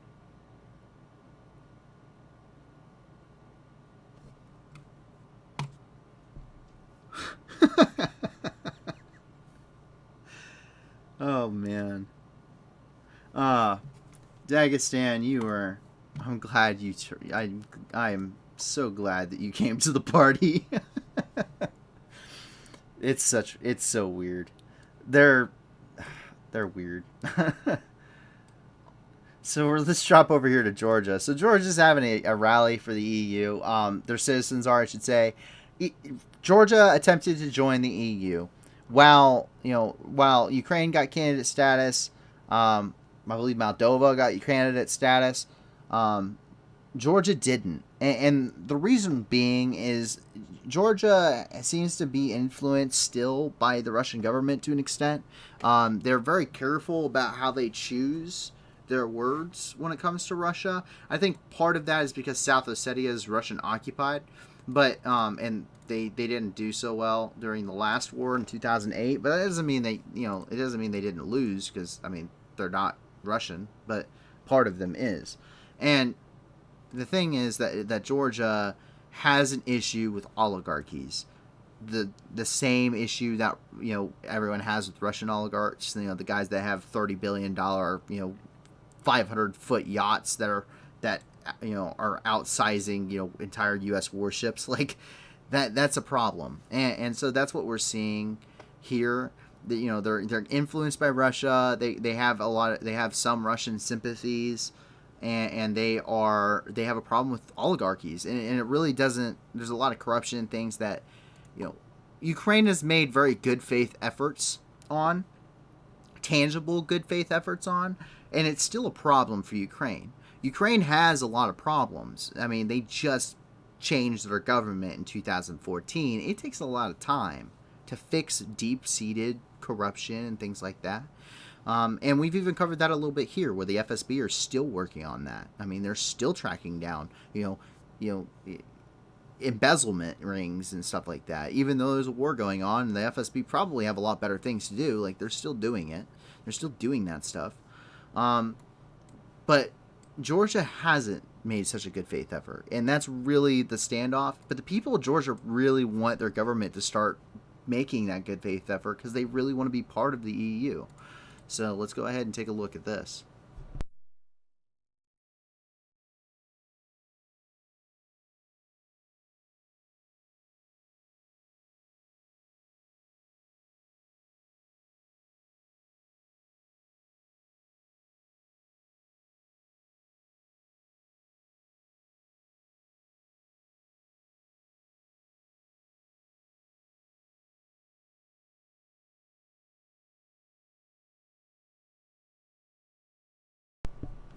So that's a pretty massive EU rally that they're holding. I mean, that's a lot of people that want to join the EU. A lot of people.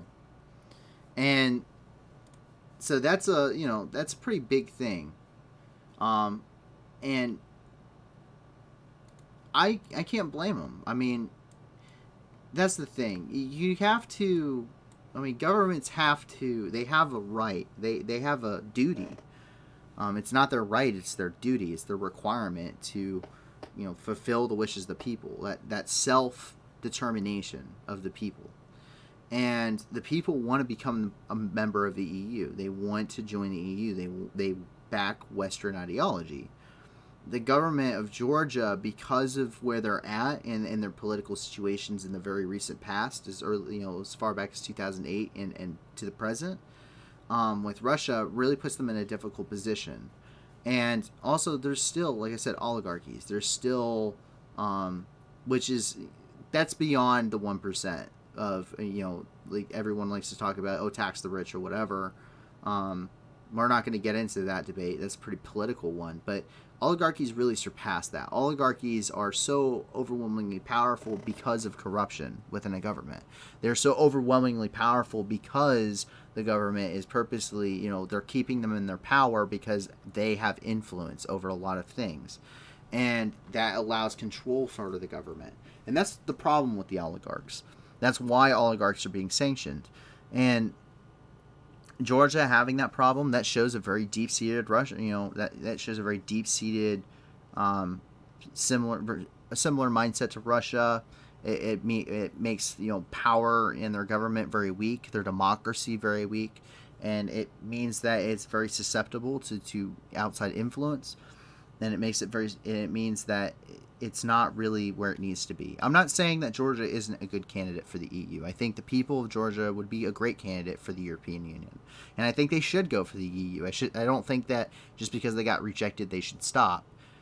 I just hope that the Georgian government is, seeing all these people outside their offices and going, oh shit, we should probably change how we do things, because I can't see a government that has that many angry people at them staying in power very long, and especially in such a small country.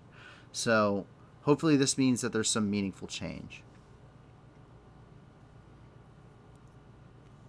So something that got brought up in some previous statements. So talking about Dagestan a little bit could be an insult. I saw that. That's pretty funny. They're just sheep, mindless sheep. As much as here's the thing, as much as and I'm getting ready to get into this a little bit too, but as much as I would like to just say that the average Russian is a mindless sheep, when it comes to their military and whatnot, and in general, because a lot of people do not have very nice things to say about Russian people in general right now, which I think is wrong. I don't think they're mindless sheep. What you have to understand is, where do you not see recruitment drives happening for Russia? You do not see them in St. Petersburg or Moscow. Recruitment drives for the Russian military are out of places like Dagestan, which is a very poor region. You're seeing it in Chechnya. You're seeing it in Siberia. These are places that economically are very unsupportive for their populations. They're very poor. They're subsistent. They do not get a lot of things from the government. They do not have a lot of services. They do not know where the next meal is going to come from. Their family is extremely poor. And when I mean tenant, serfdom level poor. They live in some of the most inhospitable parts of Russia. And it's not joining the military because you have to. Because there are conscripts, and we know conscripts are fighting in the war, regardless of what Russia says. There is the requirement. But those that are actually joining the military purposefully, a lot of times in Russia, are from a lack of choice. It's similar to joining the military in North Korea. I can either know I'm going to get fed and get paid a small wage for my time and effort and whatever dangers I may go through, but that's better than the alternative of possibly starving to death, never making enough money to support me or any of my family, and not having a stable income or being able to draw from a pension. And that's the situation with Russia. I wouldn't say the Russian soldiers are mindless sheep. I'd say that in general, when it comes to what's happening in Ukraine, I'd say that they're relatively terrible human beings. But that is unfortunately the reality for kind of your average Russian in a much poorer region like Siberia. Is there isn't really any other options. There's not, out of a list of bad options, you have to pick the best one, and the Russian military is kind of that one. So not to disregard what they're doing, not to say that anyone is right fighting for the war. I don't believe that this should have happened to begin with. I don't think 2014 should have happened to begin with when it comes to Russian incursion and annexation or anything. It is an insult, but I wouldn't say they're mindless sheep. I'd say that they're just an unfortunate happenstance of the circumstances. That to kind of put it better, because if they did it in Moscow or St. Petersburg, they would be out of power. So they would be out of power and killed off so fast. And this is probably why you didn't see even a limited mobilization or a general mobilization of Russian forces, during like the May 9th Victory Day parade, because that's one of the main options people were talking about pretty extensively, and everyone, including us, were very much proven wrong.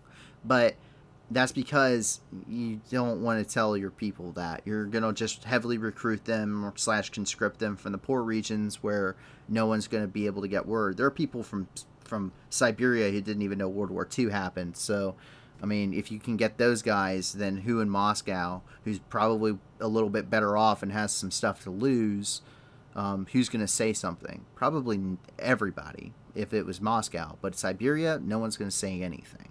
And keeping that nationalistic fervor up and that patriotic fervor up, and the propaganda helps maintain that control and that ideology, especially since to your average person in Moscow, the war impacts them from a media standpoint and from a propaganda standpoint, but from a personal standpoint, unless you have someone that's a contracted military person, someone who actually went into the military for that purpose and because they felt they had their duty, you're probably not affected at this point, other than maybe you can't find sugar at the grocery store. So that's why. Because the people in Siberia really don't have anything else to lose. It's the best of the bad options. So you jump over here to Lithuania. Lithuania had a couple of different things happen. So Lithuania lately has been very provocated by Russia. There's been a lot of talk by Russia of things that Russia would like to do, revoke their charter or revoke their independence from the Soviet Union, for one. That's not going to happen. No matter if Russia, the Duma, was to pass a law to do it or not, to revoke it, they can't just revoke the independence of a country that formed when their country collapsed. So that's just not a thing. That's never happened in history, and that's never gone well when it did, if it were to. But because of these provocations, so there's an area called Kaliningrad, which is Russian, but it's separated entirely from the rest of Russia. It actually gives them sea access here. It gives them sea access over into the Baltic Sea. This is Kaliningrad. We actually have a point in there. But it's completely surrounded. You have Lithuania and you have Poland. And so the only way to get stuff into Kaliningrad is either via rail from Russia through Poland, through Belarus and Lithuania and into Kaliningrad, or you have to either ship it from St. Petersburg and south, or you have to fly it in. You cannot, but Lithuania has completely, as a result of those provocations, they said you are no longer to use your rail cars. You are no longer allowed to transport anything to Kaliningrad via rail car. A lot of people are reporting this as they cut off all access to Kaliningrad. That is not the case. They just cut off the rail cars thus far. So you just can't transport by rail. But that's actually how Russia transports most of their stuff. So this has caused even more threats and an escalation from Russia, especially militarily. And NATO has stated once again that their Article 5 clause, which means if one country is attacked, if an attack on one is an attack on all. And so they said that is ironclad in response to what's happening for Lithuania. So if Russia was to do anything to Lithuania, they would, all 29 other official countries within NATO would jump on Russia. And in a war of one, I don't think Belarus would be willing to jump into that. But in a war between 1 and 31, this is going to win. If you're talking about conventional arms, this is going to win. Estonia, Latvia, and Lithuania, I'm sorry, but you guys are going to get messed up. But in total, Russia doesn't stand a chance. Their entire military force is already in Ukraine. They don't have to speak of any tangible, real military forces to put anywhere else, which is their own fault because they've committed to this so much that they can't back out. But because of this, the immediate repercussions... Well, actually, I forgot to show you the actual things on this. I'm jumping ahead of myself. I apologize. So will be serious and sensitive for residents of Lithuania. That's what the Russian Security Council secretary said in response to it.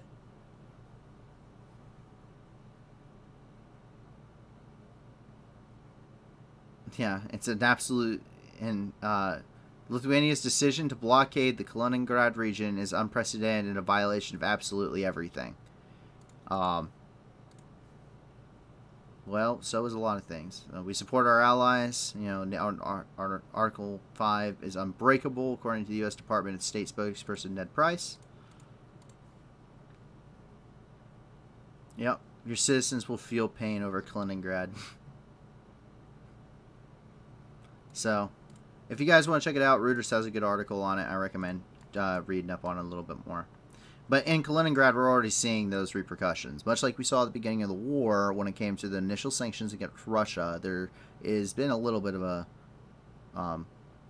hoarding going on, I would say, probably to an extent. And that's because a lot of things just aren't going to be readily available inside of Kaliningrad. It's going to be very limited in quantity. A lot of basic goods at the grocery store, for example. And this is causing the civilian populace within Kaliningrad to start fighting amongst themselves at the grocery store and everything else. Very similar to what some of us saw, the toilet paper thing in the United States. And at the beginning of the war, we're kind of seeing the same instance here. So let's take a look.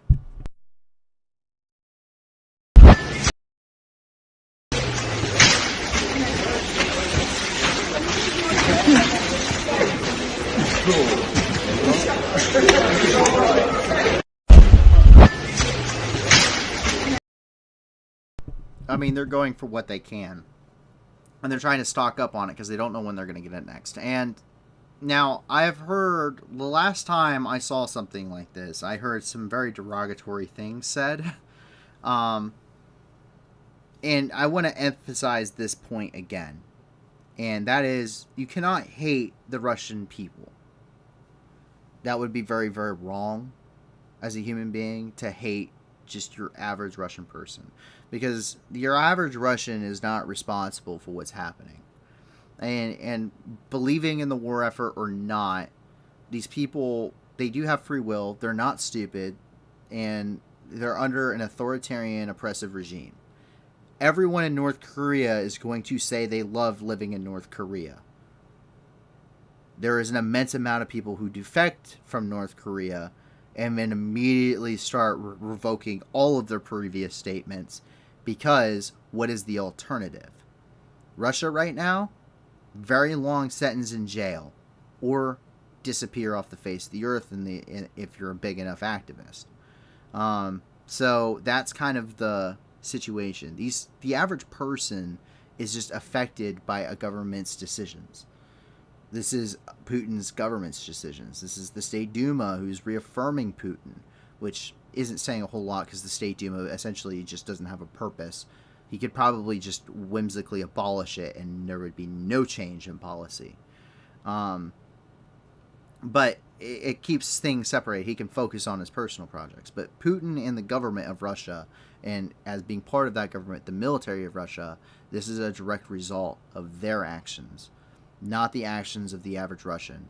Pro-Russian, whatever, doesn't matter. Those people on the news agencies, whatever. I mean, some of them I kind of can consider rather terrible individuals, but also they're state-run news media agencies. If they don't say what the government wants them to say, they go to prison. We've already seen that. You saw the posters. So the last time I saw this, the reason I bring this up is because the last time I saw something like this was at the beginning of the war, and the individual, called them rats in a sewer. And that's not the way we should treat people, because that makes us absolutely no different than Putin's regime, that ideology, because that is what Putin and the Russian regime essentially think of people in Ukraine. So please do not be anti-Russian people, because there are free Russians fighting for Ukraine right now. So it's not the Russians. The Russians are a fantastic people. I've had a chance to talk with Russians before and talk about this situation. They're really awesome people. They're very cool. They have a very unique history, but there are certain people in power that aren't very good, and we need to remember to separate the two. So please, especially in this community, don't hate Russians, hate the government. Jumping into Germany. Germany sends some self-propelled guns over to Ukraine. This really continues the fact that I spoke of on the last couple of streams. Chancellor Scholz went to Ukraine for the first time, and there's been a lot of tension between Ukraine and Germany. And when Schultz went to Ukraine, they went to the active investigation sites in Bucha and Irpin and Hostomel, to the northwest of Kyiv, where they're still exhuming people. They're still going through and cleaning up. And Schultz had not seen this in person and had a lot of apprehensions. It's very much a closed door behind closed doors apprehensions, a lot of excuses and that kind of thing. But there was a very distinct photo that got taken without him really noticing. And that said a lot about what he thought at that point in time. And it seems like because of this, because of seeing it for yourself, because in truth, when it comes to warfare and this brutal warfare, there is no photo or video that anyone will ever show you. There's nothing that anyone could describe to you that could physically or mentally prepare you for what you will see. You have to see it for yourself to truly understand it. And that's what Schultz had to go through, I think. And that's my personal opinion on this. But we've seen a very big uptick in the stuff being sent by Germany. I mean, there were the M270s. They said they wouldn't be ready. There was a bunch of stuff that got delayed prior to this. Now we saw convoys on Sunday that were leaving out of Germany, a day, 2 days after the visit of Chancellor Schultz going there. German convoys on the move going to Ukraine with supplies. Large convoys, military vehicles. Now we're seeing that several PZH 2000s, which are 155 millimeter self-propelled gun. Basically, it's the German equivalent of the M109 Paladin, and these are they've already reached Ukraine.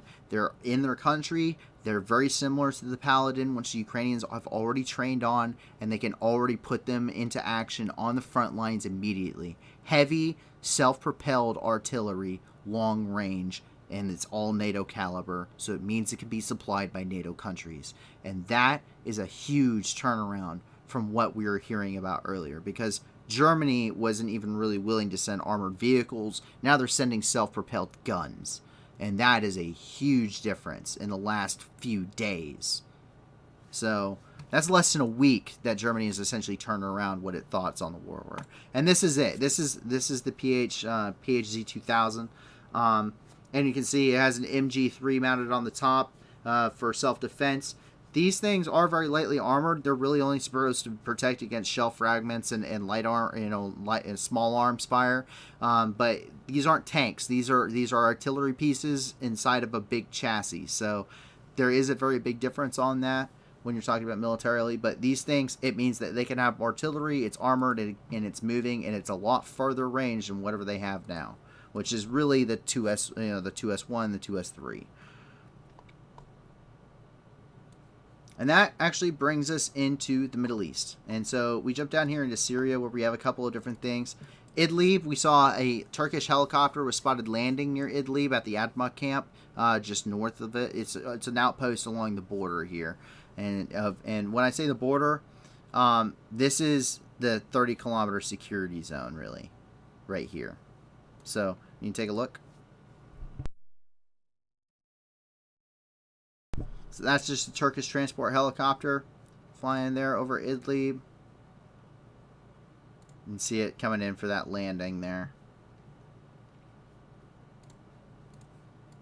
And then as we move over here into Raqqa on the other side of the Euphrates River, we can see that Raqqa, that there was an Islamic State attack here in Raqqa that killed at least 13. Local sources are reporting that civilians were among the dead. The Islamic State is saying that that is false. But they did attack. Several soldiers there killed in the attack, and several more were injured, and it was on a bus, and they set the bus on fire. So pretty gruesome in its own right. You can see that here. Of course, the Islamic State statements and whatever they're going to post. But there it is on fire. But not, unfortunately, uncommon. The Islamic State is still very active, even though they don't have prominence in the region anymore. They no longer hold a caliphate. They don't have any territory. There's a lot of smaller cells of them. They still have immense power in this region. There's still a lot of them. They're called Daesh or Daeshi when they're in this region, so it's very interchangeable. So if you ever see that, Daesh, D-A-E-S-H, is the Islamic State. So they call them Daesh or Daeshi. It depends on if you're talking Arabic or Kurdish. And then as we move further along, we actually jump down here into the Persian Gulf, also known as the Arabian Gulf. And this is because the U.S. and Iranian ships have had yet another near miss. Iran and the United States and coalition partners are really at odds with each other for a multitude of reasons. Really, Iran doesn't have much of a navy to speak of, but what they do have is they have a lot of swift boats. And this is meant to operate close to the shores. This makes them perfect for the Gulf of Oman and really puts U.S. ships at risk. There's a near miss, a near collision between U.S. ships and several small craft that were Iranian in nature, and they were basically zipping around, is how it was described by the Jerusalem Post, around the U.S. warship there in the Gulf, in the Arabian Gulf. So they're very hostile. It has died down since 2020, but those tensions are rising back up bit by bit, and we should keep an eye out because there could be a little bit more of a dangerous situation. But yes, they have a lot of swift boats in their fleet. Most of these are operated by the IRGC, or the Iranian Republican Guard Corps, and they're basically they're kind of like the Special Forces of Iran, but not really. They're basically like an extension of their military that also trains terrorists in other countries and goes undercover and fights Americans or trains people to kill Americans. That's what Al Soleimani was in charge of, was the IRGC. And that's why we killed him. Because he was coming in to coordinate an attack on the embassy, but that's beside the point. Jump over here into New Delhi, where officials from India are meeting victims of or meeting the families of the Kabul victims. There was a terror attack in Kabul on Sunday that caused the death of many individuals. There are conflicting reports from the Taliban and the local sources there on the ground. But what happened was there was an attack by the Islamic State due to the ongoing issues between the Muslim minority inside of India and the Hindu majority. And that caused the Islamic State, being the Islamic State, of course, to attack a Hindu place of worship and a Sikh temple. And killed and wounded many people. We don't have good numbers on it. And so the Minister of Housing, Urban Affairs, Oil, and Natural Gas, Hardeep Singh Puri, met with the family of the Islamic State victims from Kabul. And so far, India has issued 111 electronic visas to Sikhs and Hindus in Afghanistan to allow them to leave that country. The situation is kind of degrading security-wise within of Afghanistan, and their economic issues are not helping that, and it's causing a very difficult time to be nation building and to be building relations with other nations and partners. Now that they're trying to actually form a nation, now that they have control. But the Indian Foreign Ministry has said that they are going to suspend the opening of an embassy in Kabul, which had been previously announced.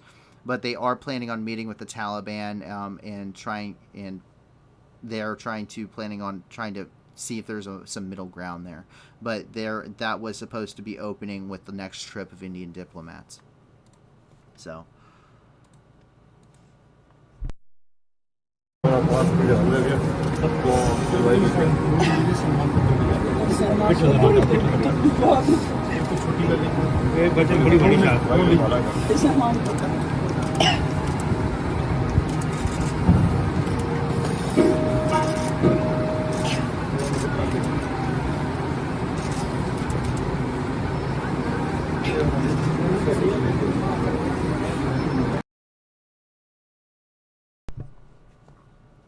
Good for publicity, unlike the rest of the stuff. We jump over here into Taiwan, where there's been some upticks. So I want to make this very clear. China incurs... so there's been another incursion into Taiwanese airspace by China. I want to be clear that this is a common occurrence, that Chinese aircraft do cause incursions into Taiwanese airspace. It happens all the time. The difference now is the amount of aircraft. This time it was a flight of 29 Chinese aircraft basically intruding into Taiwanese airspace. The Taiwanese Air Force did take off. I do not know, how that went. I'm going to guess and say they were escorted out of the airspace as they normally are, because I haven't heard of any wars breaking out quite yet. But that is the situation with Taiwan. The tensions are escalating. There's a lot more rhetoric on the Chinese side of escalation, especially with their official policies regarding using their military, especially in a peacetime capacity, quote unquote, for special military operations. So they just signed a directive regarding that. It kind of puts it in the same kind of rhetoric that Russia has used, and China and Russia being friends, of course, having the same anti-Western mentality.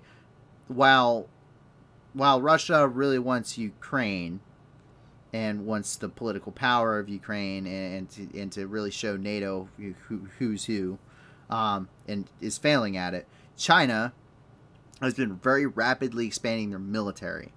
Very rapidly. They went from having a very, moderate naval force to having the largest navy in the world. Now, that's a lot of surface vessels. That's a lot of combat surface vessels. And they're actually getting ready to launch a brand new aircraft carrier, if they haven't already. The last we saw from satellite imagery, the dry docks were flooded and it was ready for launch. So the final preparations are at least being made, as we know. But they're building ships at a very eye-watering rate. They have very large shipyards. The PLA has expanded their military forces. They've upgraded a lot of equipment. They just came out with a new type of one of their type. I don't know if it's a Type 85 variant at this point, but they came out with a new tank variant for their main battle tanks. They developed a weapon system very similar to the Javelin. They've expanded their man-made islands in the South China Sea. They are being much more aggressive with their warships within the South China Sea against patrols of the Japanese, South Korean, and specifically United States Navy. And we're seeing a lot of rhetoric towards Taiwan. So that's kind of the situation here. Tensions are escalating. I do not believe it would turn into a war, because a war between China and the United States, which is what would happen over Taiwan, would not be good for either country. But one of China's largest buyers on the market that makes them such an economic powerhouse is the United States. So all investments in China would be cut off. All exports to the United States would be cut off.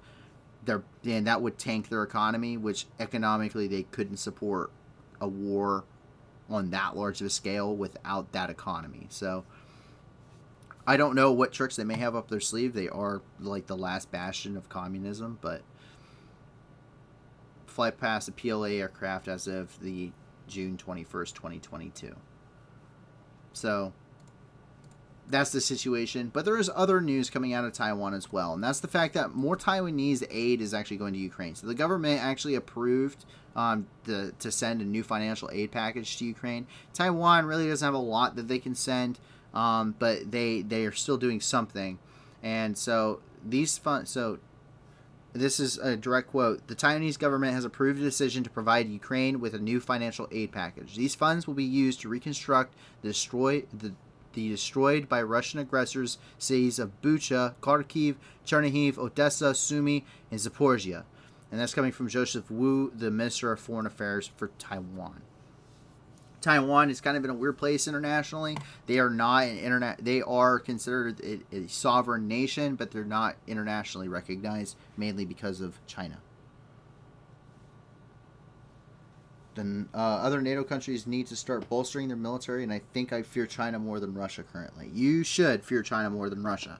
But that's not to say that NATO countries aren't already doing that. They are building up their military as a response. In fact, look at the Marine Corps Plan 2030. It actually changes the way the Marine Corps is planning on doing operations. Basically, the Marine Corps is really going back to its roots. So I was in the Marine Corps from 2016 to 2020. That's when I got out. And so I got to see the initial implementation of the 2030 force design. And that meant the first thing they pretty much did is they dropped tanks entirely, which happened before the war in Ukraine, obviously. But the war in Ukraine really emphasizes the reason for it. And that's because tanks, when you're talking about a large asset like that, it's very logistically hard to maintain. especially when they're looking at a very World War II-esque style of warfare in the South Pacific, but modernized. And that's what I'm meaning. The 2030 Force Design for the Marine Corps is really meant for island hopping campaigns in the South Pacific. There's only one opponent that is being made for. There's only one other nation in the world in the South Pacific that would be capable of conducting a wide-scale war on that level to require an island hopping campaign, and that is China. The United States has been fighting in the Middle East for the better part of 30 years. And that meant a lot of training went into fighting in the Middle East and fighting insurgencies and counterinsurgency operations. That goes force-wide. That goes for everybody. That includes all of the coalition NATO countries, because NATO heavily supported those operations, the invasion of Iraq, the invasion of Afghanistan, but the U.S. being really that leader in that thing, considering we were the ones that were attacked on 9/11, that meant that we were really leading the push and logistically supported them. That's still the case in a lot of ways, but that meant that everyone's military really in the Western world was focused on fighting insurgencies and dictators. Now everyone's coming to having a come to Jesus moment. If not in the last few months, it's been at least within the last few years as the wars have really wind down, and that is reshifting that focus to near peer threats. You're seeing that with the weapon systems. You're seeing that with the responses in Europe to the ongoing war in Ukraine, the activation of the Readiness Response Force for NATO. You're seeing that with the creation of additional battle groups for NATO, the rethinking of NATO strategy, the rethinking of the United States military strategy, military tactics, the redivision of the force design for the Marine Corps. You're seeing that across the board, but that is a process. And just like China has been taking these years while they weren't fighting, dictators and insurgencies and terrorists, they have been instead consolidating their power, building their economy, and therefore using that economy to expand their influence within Southeast Asia and build up their military and modernize it. Because essentially everything in the Chinese arsenal is a copycat of something else, just like all of their products and movies. And we jump down here into Africa. And it's just the Islamic State. But the Islamic State is continuing. They killed dozens of people in Cabo Delgado province here in Mozambique. And they're getting increasingly closer to Pemba. And there's actually some forces in other places that are actually preparing to deploy as a peacekeeping mission to the Cabo Delgado province and to assist the Mozambique government with anti-terror operations. These are coalitions of African countries. There's a lot less Western support in these regions. I know that the Wagner are operating. I know that the French and the Germans are training individuals in these regions. Especially since the Germans and the French especially held a lot of colonies inside of Africa. They're really helping their former colonial powers. Essentially, they're helping their former colonies and holdings really kind of bolster their militaries, because the fight against ISIS is no longer in the Middle East. It's in Africa. And Morocco, there was a summit in Morocco that clearly stated, this is what's happening. There is, African Response Force. The United States is there. There's all sorts of stuff happening in Africa we just don't hear about. A lot of it's special operations. A lot of it's a lot less than what it was in the Middle East. But the Middle East developed for 20 years. Africa has really developed in the last 5 to 10. So there's a lot more time for the Middle East to develop in the security situation that it finds itself in now. And there's also an invasion of that country, like Iraq, twice. So, but the Islamic State is very active. They beheaded dozens of people, including security officials. They burned down houses, churches, everything else. They really target Christians in this region. And that's pretty much what we see here. So our sources, especially here on Telegram is relatively uncensored. They really, I've seen some of the most gruesome stuff on Telegram. It really throws you back. But there is some stuff that even they had said, like the people that post this stuff and keep up to date on this stuff, they said, listen, I know we post a lot of stuff, but there's some stuff that just makes us uncomfortable to post, and I cannot blame them. So I've seen the Islamic State do some pretty terrible things, and it's just absolutely horrendous. And Africa really shows some of that. But yeah, so that's the current situation there in Mozambique and the Cabo Delgado province. So you jump over here into Mali, see where the Islamic State's really putting up a lot of propaganda in the Manaka region. The Manaka region was recently given over to the Mali military, or the military junta, but they've been fighting the Azawad and the military junta within this region for some time at this point, and the Wagner group to an extent, but less talked about. But there have been a lot of battles here within the, especially right here within this kind of Niger border region, and the Azawads aren't faring so well. They did regroup, they did conduct a counterattack, but they're just not faring very well. So let's take a look here. Yeah, that's all the stuff they captured from the Azawad. A lot of Dishkas. I think that's an SVT back there. They just a lot of ammunition.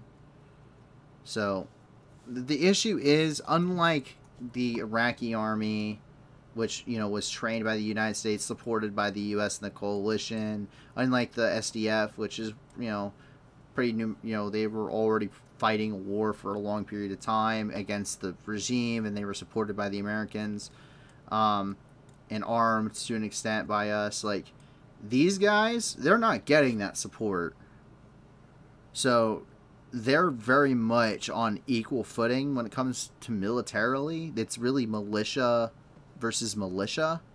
Even their official military, like the official military Mali, is not anything to like, they're better trained than their guys that are in they're in the Azawad militia, but it's, I mean, how the way they're outfitted isn't, they're pretty much equal. The Islamic State and them are equal. Whatever the military junta and their forces have in training, the Islamic State has in experience.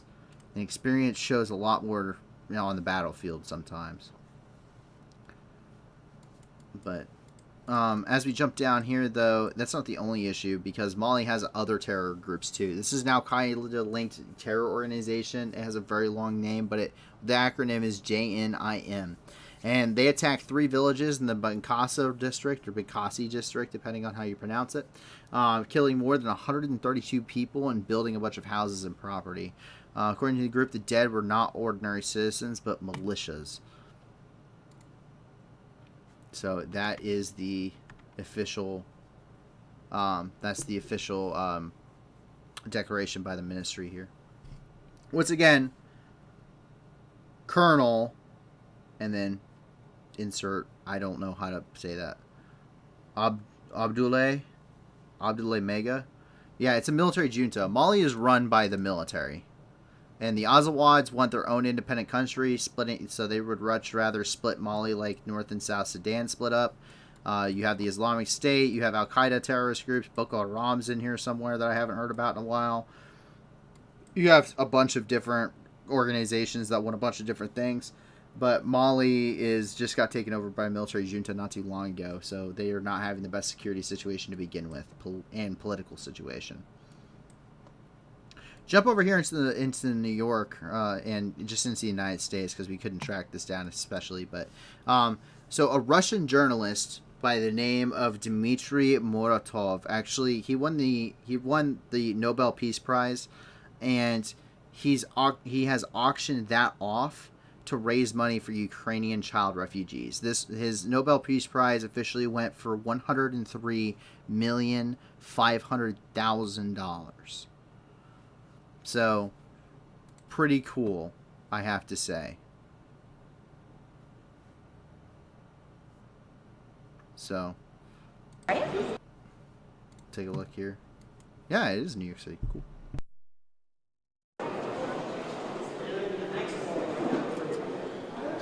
Okay. All right. And then this is the reverse, which is the back. It's one item. I normally do sales with hundreds of items, but this is going to be pretty easy, but probably the most important sale I've ever presided over. And there is the item, folks. This is of one of the 7 categories the Nobel Committee chooses. And of course, Dmitry was awarded it for peace. For peace.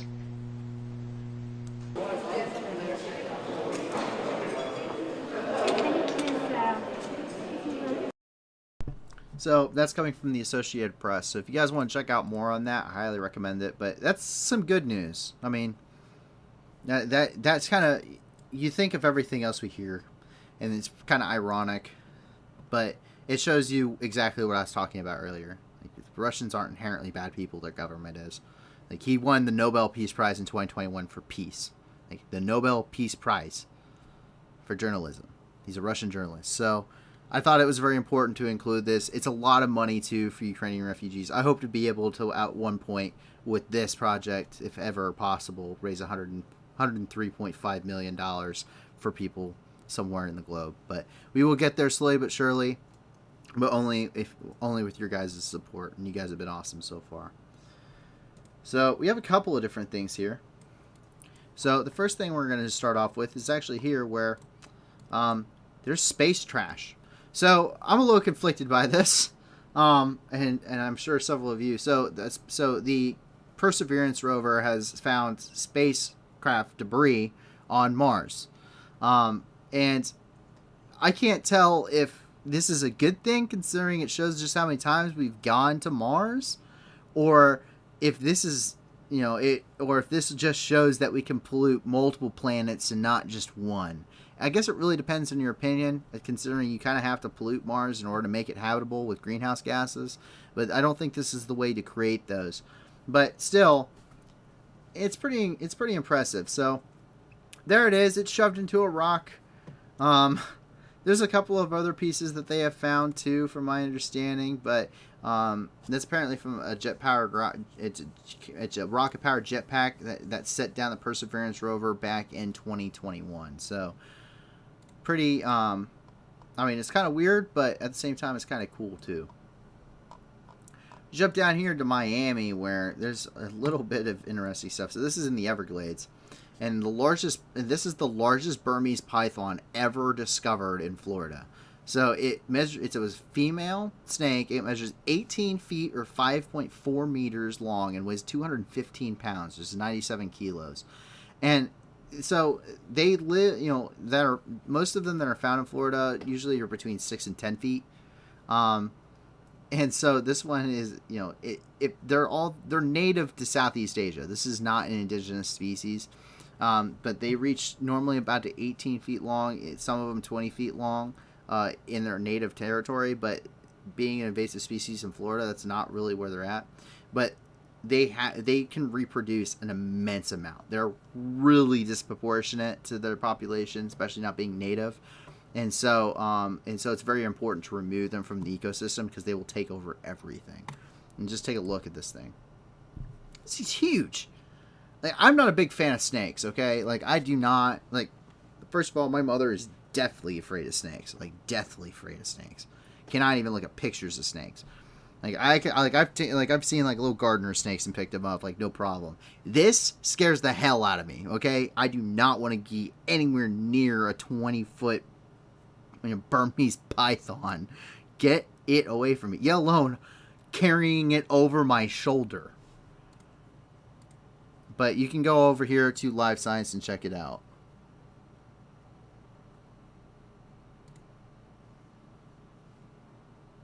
So how is the money going to be used to help the refugees? Well, that can go in a lot of different ways.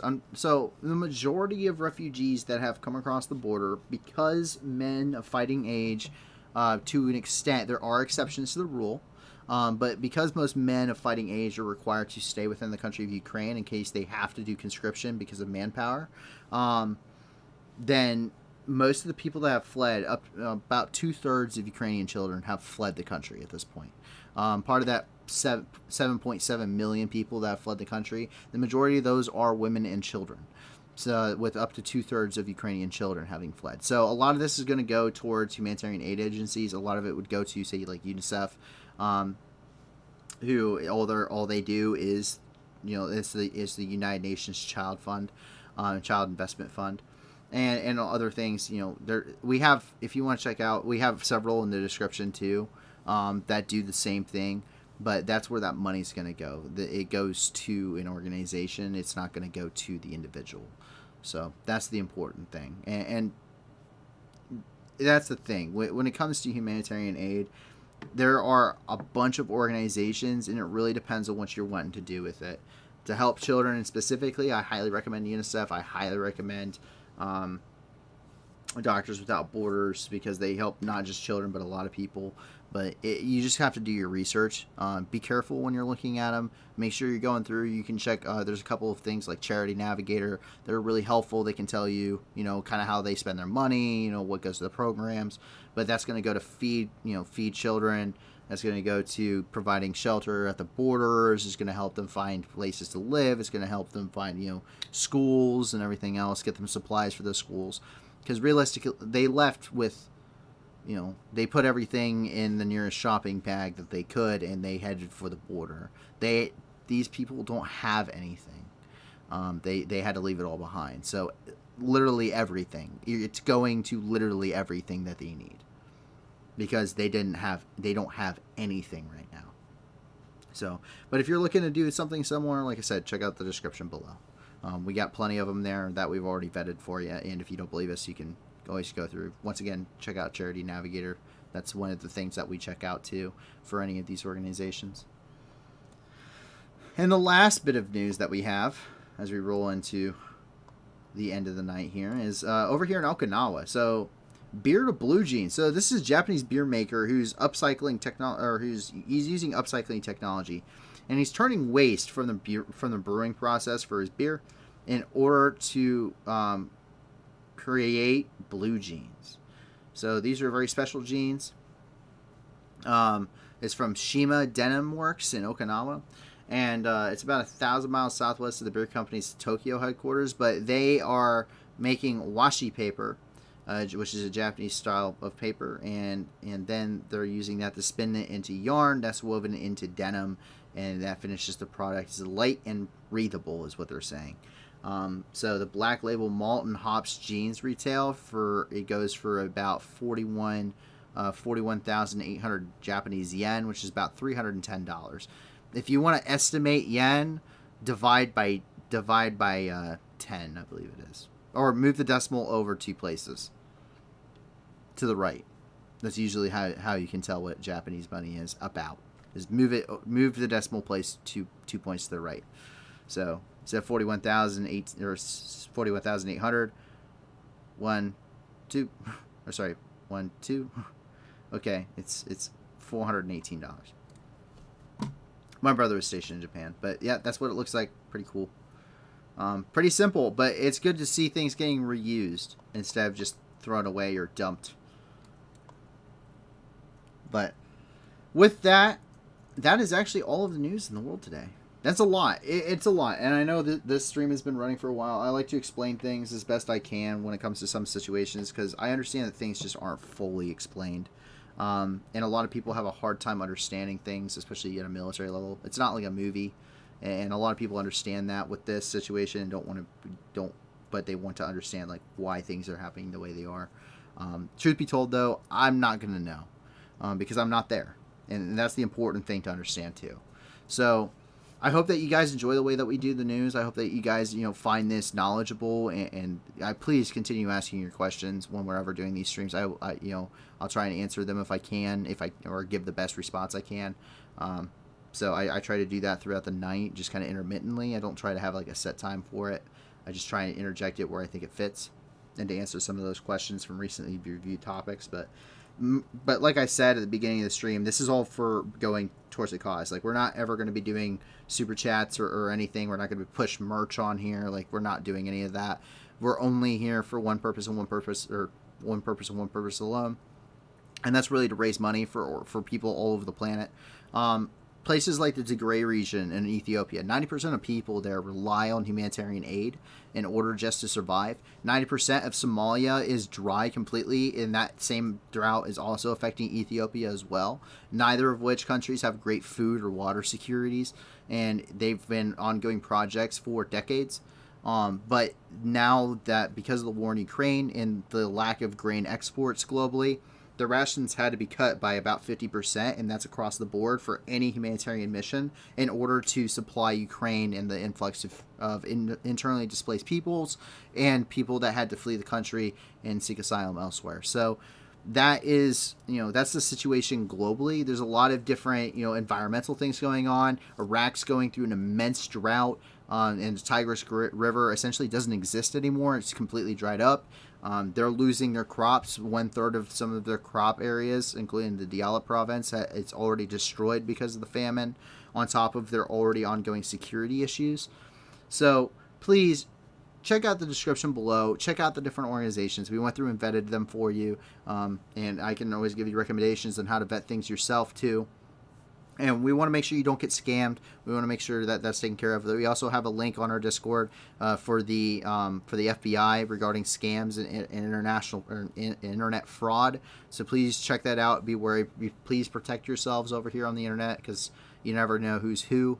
But check out the description. Check out those organizations. If you can't give a lot, give a little. And if you can't give anything at all, let your friends know about us. If you enjoy what we're doing here or trying to do here, if you enjoy how we do it with the news, and give us a like and subscribe. It helps us reach more people, and more people come here, they get to enjoy the way that we do things, and also the more people ultimately, and the main point of this is the more people that can help us raise more money and help people globally, as environmental issues, climate change, ongoing conflicts all affect these people, and we just want to do good throughout the world. We're not looking to make a bunch of money off of YouTube. I have a full-time job, and everyone here is a volunteer. So yeah, that's all we're trying to do. So I hope you'll help us with that endeavor.